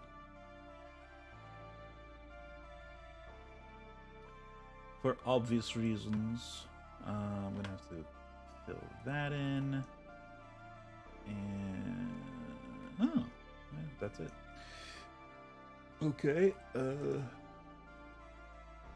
this is going to have to be that. Or maybe a better way?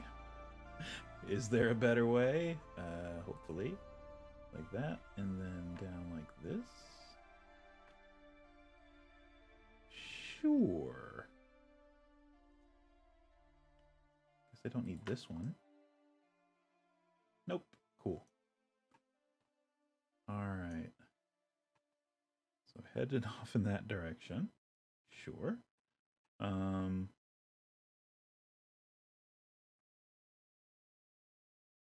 guess we just do the hard corner here. Like that. Yes. Yeah, it's gonna be tricky. Because it's like 3 levels that I'm gonna have to use that on that corner. So we're gonna have to kind of build our way through that. Not a problem. Small problem. So we'll do that, and then bam. Right there. And then we will do, this is all level, so we'll do another one of these. Like this.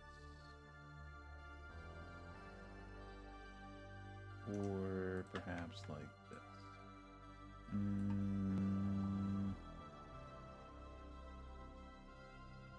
The other way.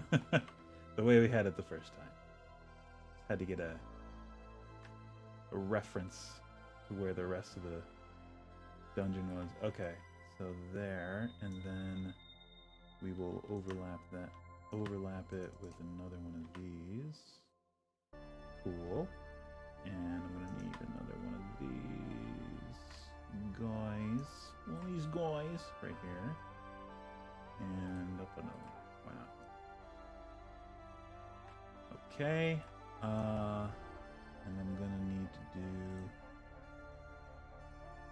something like that. And maybe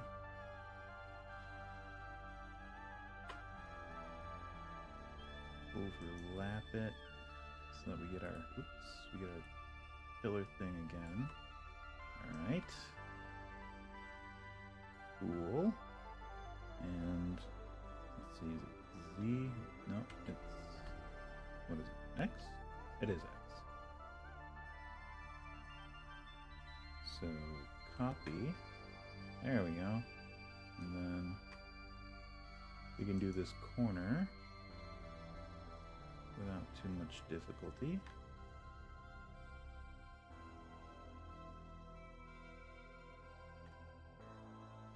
Making sure that we stay level with what we're doing. There we go. All right. Whew. That turns that way, and then it comes down for about 10 feet. Jeez. Okay. This one's tricky. So, okay, again, our goal is to get level with this room. So we have a little bit of height left to cover. And it's gonna come down, and then it's gonna wrap around, and then whew. It's a whole thing. Let's see, that's 20 to there, and then 10, 20. Oh my gosh, I don't even know. Let's see. That would be 10, 20, 30, right? That's level with that. So 10, 20, 30. So it's 30 feet from... Where is it? Oh. It's 30 feet from here. Here, let me get a measurement of where I'm going. That would help. That would help, wouldn't it? Oops. So let me use the dungeon tiles. All right, so 10, 20, 30, and it starts 10 feet over this way. So the room that I'm building, is that right? I guess so. Is level with this, but it's right here and level with that. So let me do that. Right. Okay. So it starts here. So if I put a there, that's the first corner. Just so I have an end goal, so I can see the finish line, so I'm not building the tunnel out into oblivion when I don't have to. And this room is 10, 20, 30, 40, 50, 60, 70 feet. So we need 6 more. That's 1, 2, 3, 4, 5, 6. And I believe, let's see, 10, 20, 30, 40, 50, 60, 70. It's a square.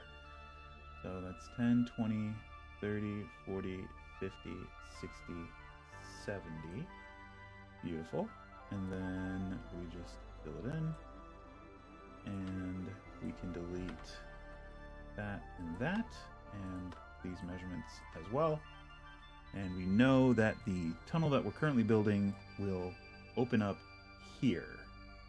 So we need to snake down and over here. Easy, he said with hubris. Sure. All right. So, and that is level with that. Cool. And it is a square. That's very square. Cool. All right. All right. Cool. And now all we got to do is not mess this up.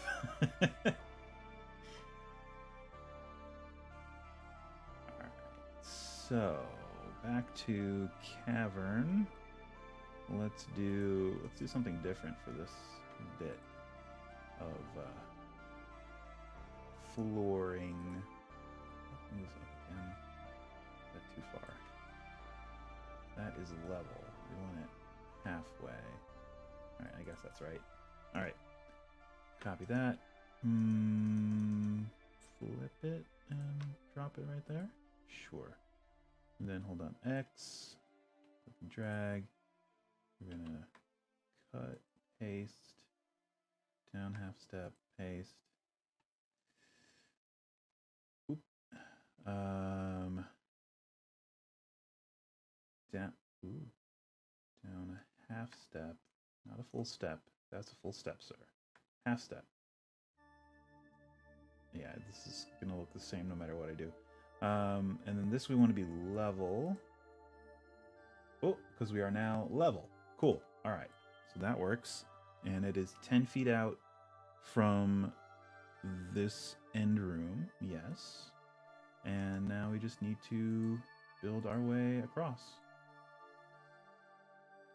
I mean, we can dip down and then dip back up for effect.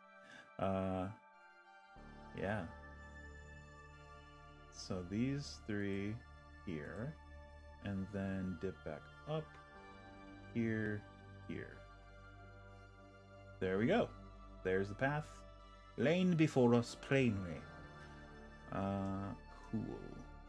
So how are we gonna do the walls here? I'd say one of those. We'll also do one here. Those are level, so we don't have to worry about anything there. This, I think, we'll do like that. But we have to drag it down to here. Not a problem. And we will also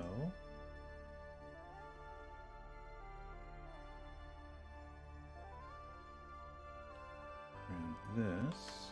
Copy it. And we'll just use these for the rest.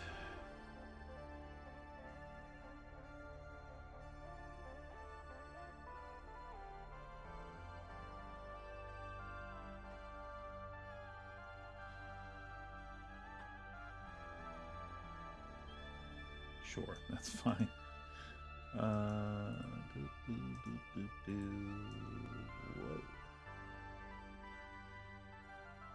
Are those no? Okay.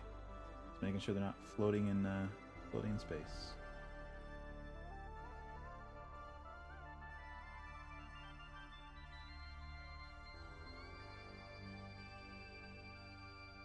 There we go.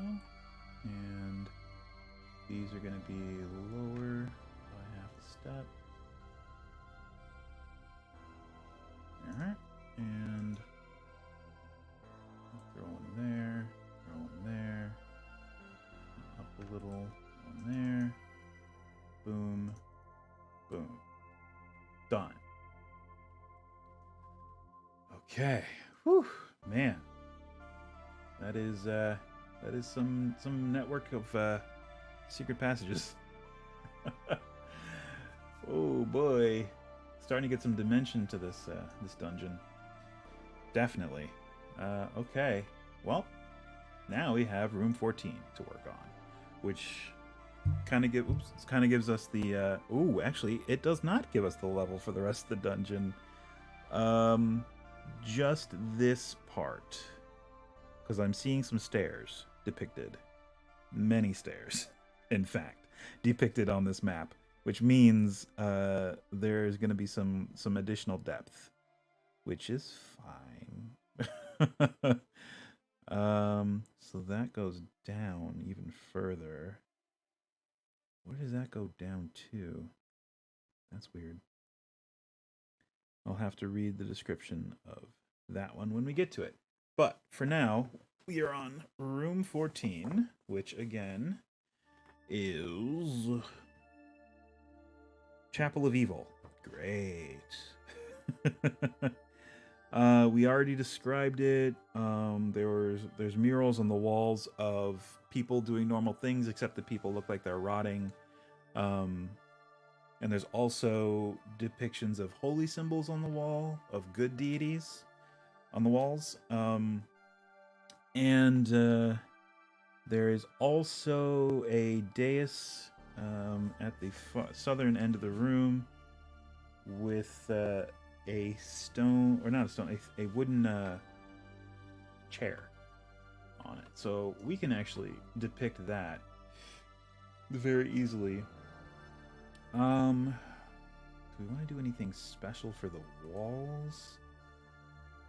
I mean, we could do these. We could use the castle walls, which are a little different. I guess. The one thing I don't like about the castle tile set is that it's not finished. There are definitely some assets missing in here that really should be in here. At least it feels that way. But let's give it a shot. So take a look and see exactly what I'm doing here. So there are a couple of secret doors, big surprise, in here as well. But the big thing here, you know what? I know I'm using this floor, and I know that we need to make a dais. So let's just do that first, and that will inform what we end up doing for the walls. So to make the dais, we'll do that, and we'll do that, and we have to do, I suppose we have to do that, and this. Turn off the flashlight. There we go. The glare. There's a little bit of glare going on there. Sure, there's this. That's fine.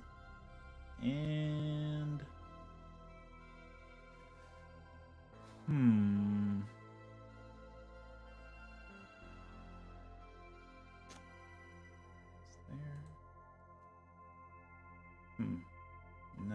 can't really do that, can we?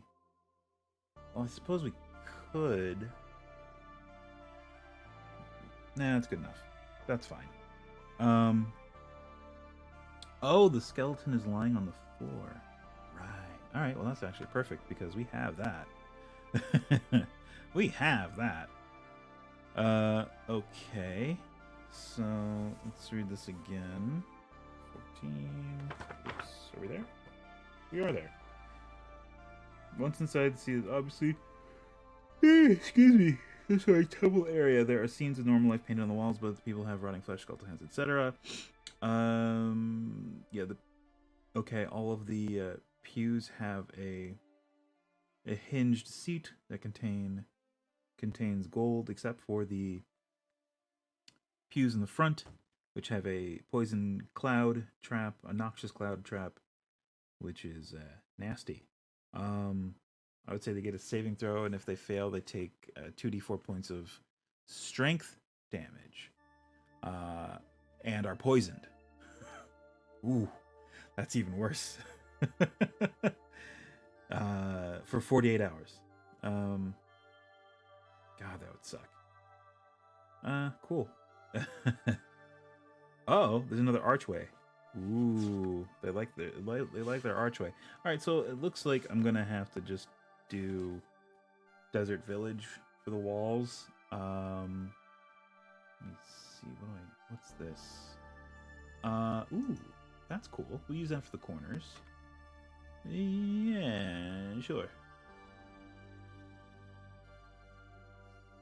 Except for that corner. Every corner. Oh, we lost our tile. Damn.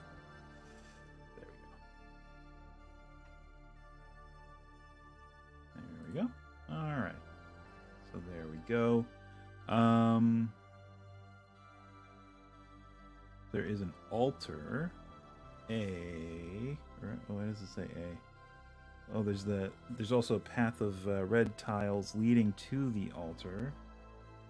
Correct. Opalescent blue altar. Ooh, actually, this block of strange material glows with an inner light. A very faint evil can be detected. 2 and 6 per round of detection, right? So like a paladin's detect would probably, but that's only for like fiends, fae, and aberrations. Maybe I think I don't know. It would ping as all. If the thing is touched by living matter, it will send a lightning bolt 40 feet long and 8 feet wide, shooting up the aisle. Oh my god. After the bolt streaks forth, the altar turns a fiery blue-red. Purple, you mean? And if it is touched by any object, it will explode. Jesus. Okay. Well, we definitely have something for that. Opalescent blue altar. Well, it's not quite an altar, but we can make it look like an altar. You can absolutely make it look like an altar. All right, so we're gonna go into props and traps and treasure, and here we go. Here is your opalescent blue altar. Bam. Because it glows. Look at that. It already glows. Awesome. I love it when stuff like that works out. All right, cool. Also, I think we're gonna put, let's see, miscellaneous interior. We can do, no, but we can put that on the pews if we can make pews, I think. What do we want to, is there like just a cloth that we can put on? I don't think there is. Let's see. Household. Got little pillows, but no like cloth to kind of drape across it. We have, let's see.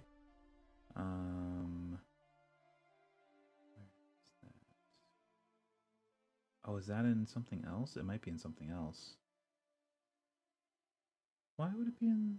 Oh, they're the pillows. Books. Am I just not seeing it?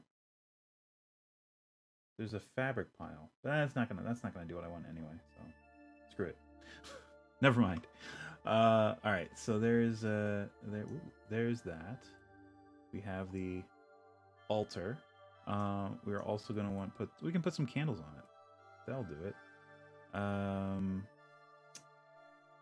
would say these, but I feel like I want them to be a little more substantial. So we'll put this in here and also just kind of sink it into the floor.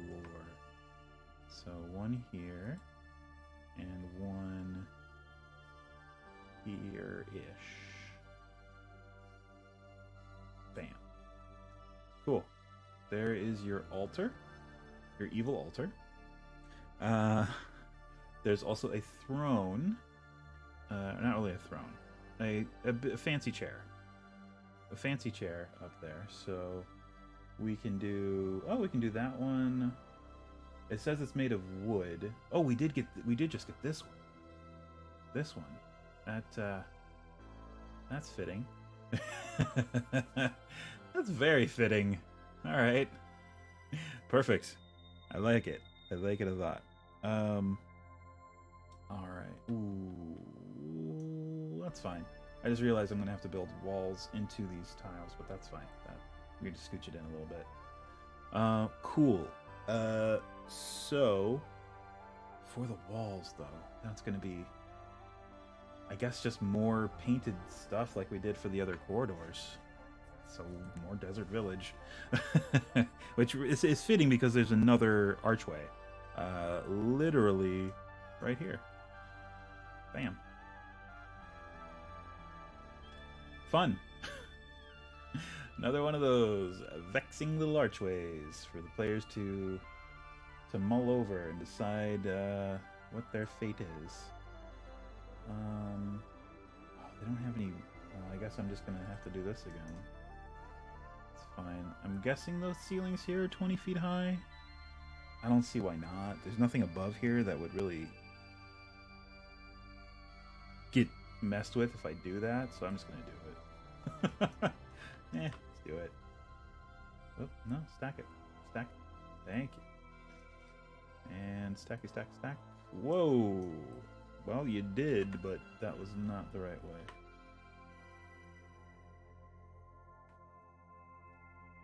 Okay, there we go.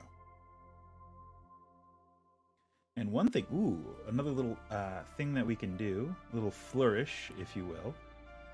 We can add little skull piles here on these shelves. Boop. Boop. Boop.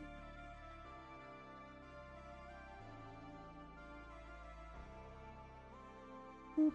And boop. There we go. All right, for the walls, well, I guess we can do just the general with this. Oh. Yeah, I wish they had painted, because again, we would have to use this if we wanted to make it real fancy, which I guess we are gonna make it fancy. So, oh, come on. What is that? That makes me feel bad. All right, well, that's fine. Okay, so, and we'll try this, but I don't think it's gonna work. We've tried this before, and it was all really wacky. So we'll copy and see if we can paste it where we want it. If we rotate it, no. See, it's all weird. All right, forget it. Rather than fight it, it's faster to just do it the long way, which I know makes total sense, right? It's faster to do it the long way. What are you doing to me? What the frick? No. There you go. That's what we want. All right.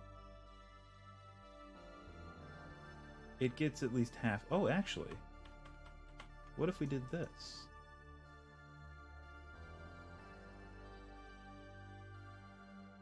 Oh, no, that's... hold on. What if we went out like this way? Hey, oh, kind of. I just didn't have my my level the right level. Hold on. Whoa. Boom. All right, let's try that again. We'll take this, starting here, and click and drag out to here. Boom. Okay. So that's all we gotta do. All right. That makes sense. Hold on. Whoa. Let me get rid of that, and that. And then copy that, flip it around, put it here, and then bam. Okay. That's easy. I like that. it's not immediately apparent how to do that. So fine. Let's see here. How am I going to do this corner is why I have paused. I don't know how I'm going to do it. I guess there's no real... Because it's a secret door. Yeah, that's secret. That is an S. So it's just going to look like any other corner.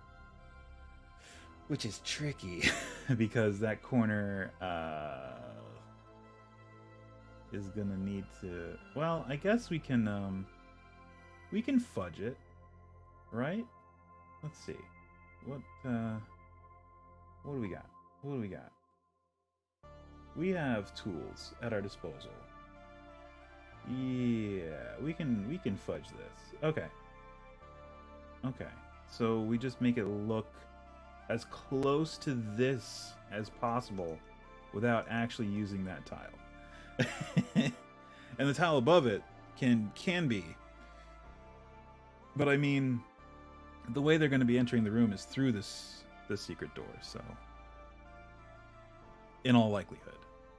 There is a mystical archway. I don't know if they end up here through some other means, possibly, but for now, we're just gonna assume that this is the only entrance, but we'll see. We'll see.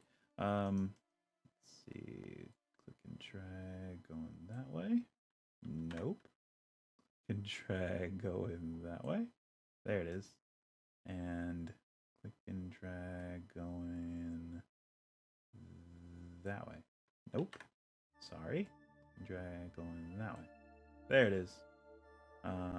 Okay. Did I miss one? I think I did. I think I just gotta do that one. Yes. Okay. Alright. So, again, click and drag going that way. And click and drag going that way. Done.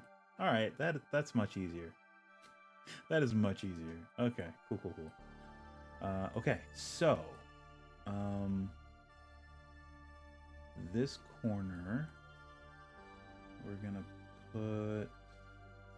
Yes, where is it? Wait, saw it. There it is.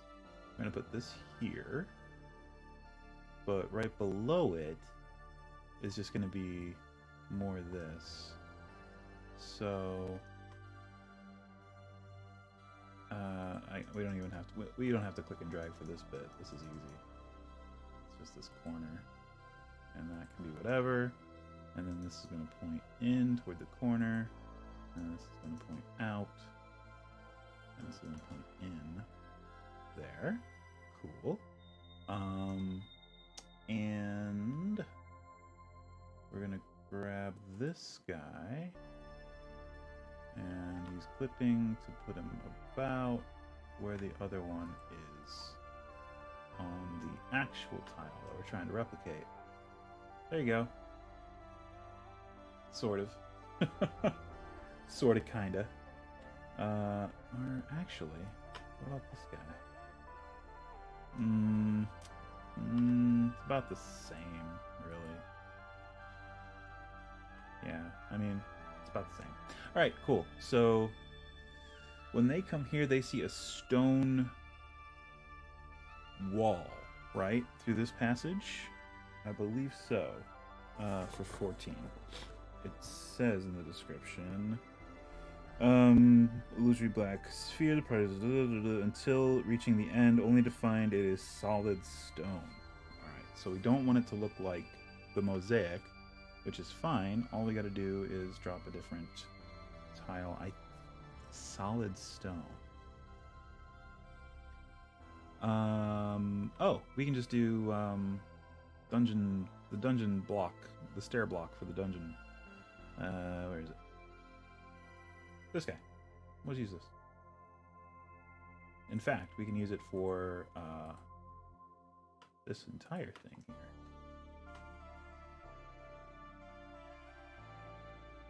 There we go. There, solid stone. Boom. And so they discover that it is a secret door or an illusion. What is it? Jim is seeing solid stone 1-6 secret door at the passage end. So yeah, there's a mechanism to open it. Not that it really matters. Either way, we only have one method of doing the secret doors, so the nature of it is inconsequential, because our method is the same no matter what.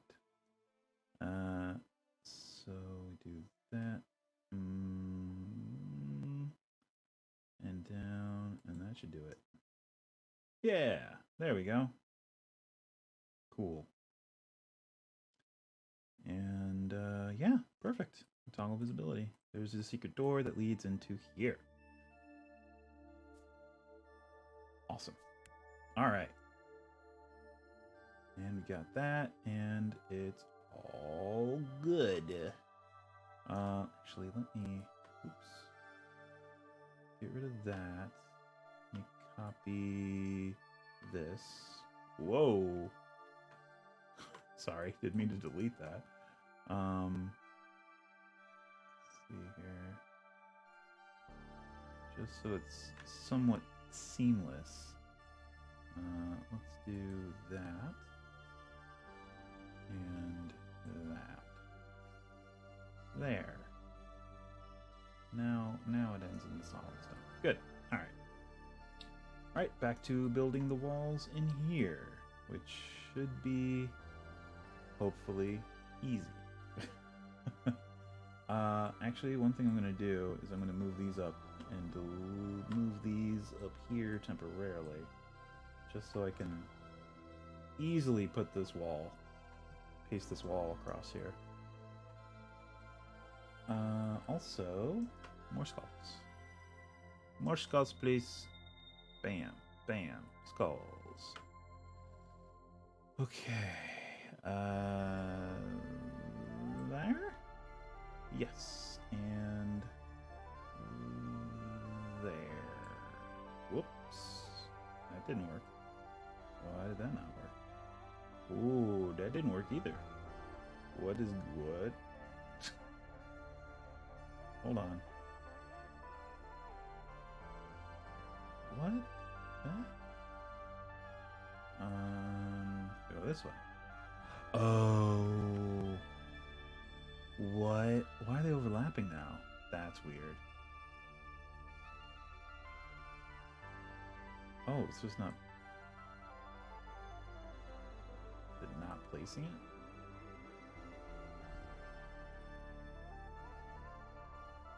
I gotta go this way? Oh. Yeah, that was it. That was it. Okay. There. Done. Jeez.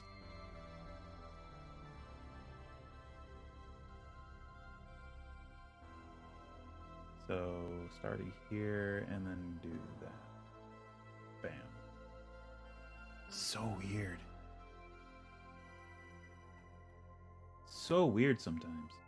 Alright, let's finish up these walls, because we are coming up on time, folks. This has been a very productive session, stream / session / fun time to be had. Nope, that didn't do it. What if I do this way? Nope. what if I do this way? There it is. So weird. It's so weird. I don't get why it is that way, but it is. And then that, and then place it there. Come on. There. And then like that. Nope. Shoot. Sorry, let me scooch. There we go. To there. Done. All right. Whew. Move it down to that. And move it down to that. Oh, sorry. They actually go over here. I'm a dumb man. All right. And that goes there. And that goes there. Okay. There we go. All right. We have the beginnings of the Chapel of Evil. And so far, we've discovered one trap. That there's a lightning bolt that strikes out from here. That's fun. And then it starts glowing purple, and if you touch it, it explodes for more damage of a different type. Bludgeoning and fire. Love it. All right, guys. Thank you so much for stopping by. Sunbro Saxon. Hey, dude. Thanks for stopping in. Always a pleasure. Who else was in here today? Who else was up in here? Morningstar 60974. Thank you so much. And Soapy Wan Kenobi, guys, always a pleasure. Thanks for stopping by and watching. Everyone that stopped by, thanks. We will be back on Thursday for some more Final Fantasy VI. Fun times. And then later that evening, we're gonna continue Ni no Kuni. We just started our playthrough last week, and we're gonna continue this week. It's a Studio Ghibli animated game with a heavy art hand from Studio Ghibli, and it looks amazing, and it's fun. It came out 2013, I want to say, but yeah. I played it on the PS3, and I got distracted by other stuff, and there you go. Oh, I've got a cord hanging down over here. I didn't even notice that. I just saw it on the green screen. I was like, what the hell is that? Oh. So the light that I don't use hanging up there, which I should really take down and pack away. Again, thanks everybody. If anyone's looking for a game of Dungeons and Dragons to play monthly, I run 2 games through Eventbrite. My thing should pop up there on my overlay in a second. There I am. I'm Dice and Brews on Eventbrite. Tickets are $18. It gets you a seat at the table and a greater healing potion for your character to use in-game. Right now, the Tuesday game is tickets for next month are on sale. I'm sorry, this month. It is the first. Tickets are on sale right now, as the game is next week. It is the 8th. So if you are interested and that matches your schedule, be sure to go check that out. It's a good time. But yeah, the Greater Healing Potion is usable only for that session. At the end of the session, I let players drink it no matter their current situation, just in case they're, unconscious, so they can be conscious for the beginning of the next session. But, healing potions only do so much. Even 4d4 plus 4 hit points back. If you're coming back from 0, starting at average of, 8? Maybe 8 to 10 hit points. And prone. Is it really a better situation? But yeah, it's a fun time. So yeah, if you're interested in that, check that out over at Eventbrite. If you're looking for a non-D&D game to play with your friends and or family over video chat, check out tourguidegames.com. They offer on-demand, professionally led TTRPGs for you and your friends and family. They are not heavy rule games like D&D. They are very rules light, easy to learn. All you need is a smartphone. Your tour guide, who is assigned to you to run the game for you, is more than happy to roll dice and take notes for you. And even then, there's very little of that, as they are very rules-light games, like All Out of Bubblegum, Time and Temp, Lasers and Feelings, Project Ninja Panda Taco, Guild of Orpheus, Honey Heist, what's the other one? Fiasco, games like that. So they're very easy to learn, very improv heavy, very shenanigan fueled, I guess is a good description. So if you have a good group of friends and you get silly, these are some games that really lend themselves to just a good time.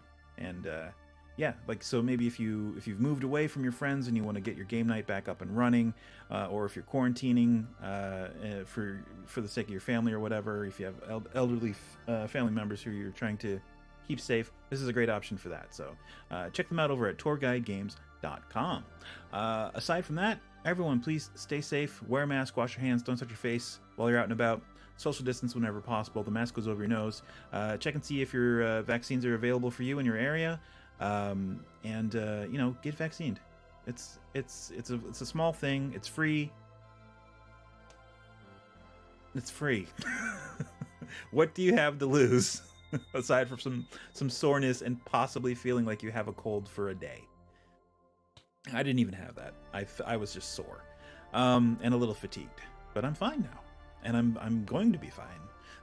I don't have to worry about anything in particular, as the Game Grumps call it, the Backstreet Boys. I don't have to worry about getting tickets.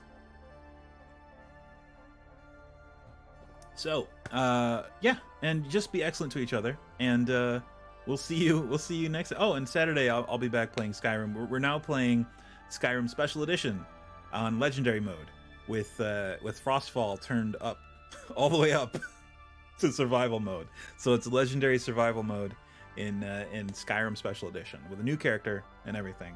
We're starting out at level 1. We're doing okay. We've gained some levels. We're learning some stuff. So coming back for that usual time on Saturday. Yeah. Aside from that, everyone, please just be awesome, and see you later. Hey, what's up? If you enjoyed this video, be sure to hit the like button and also hit the bell if you want to know when I post some new stuff. You can see some of my other stuff right over there on the screen.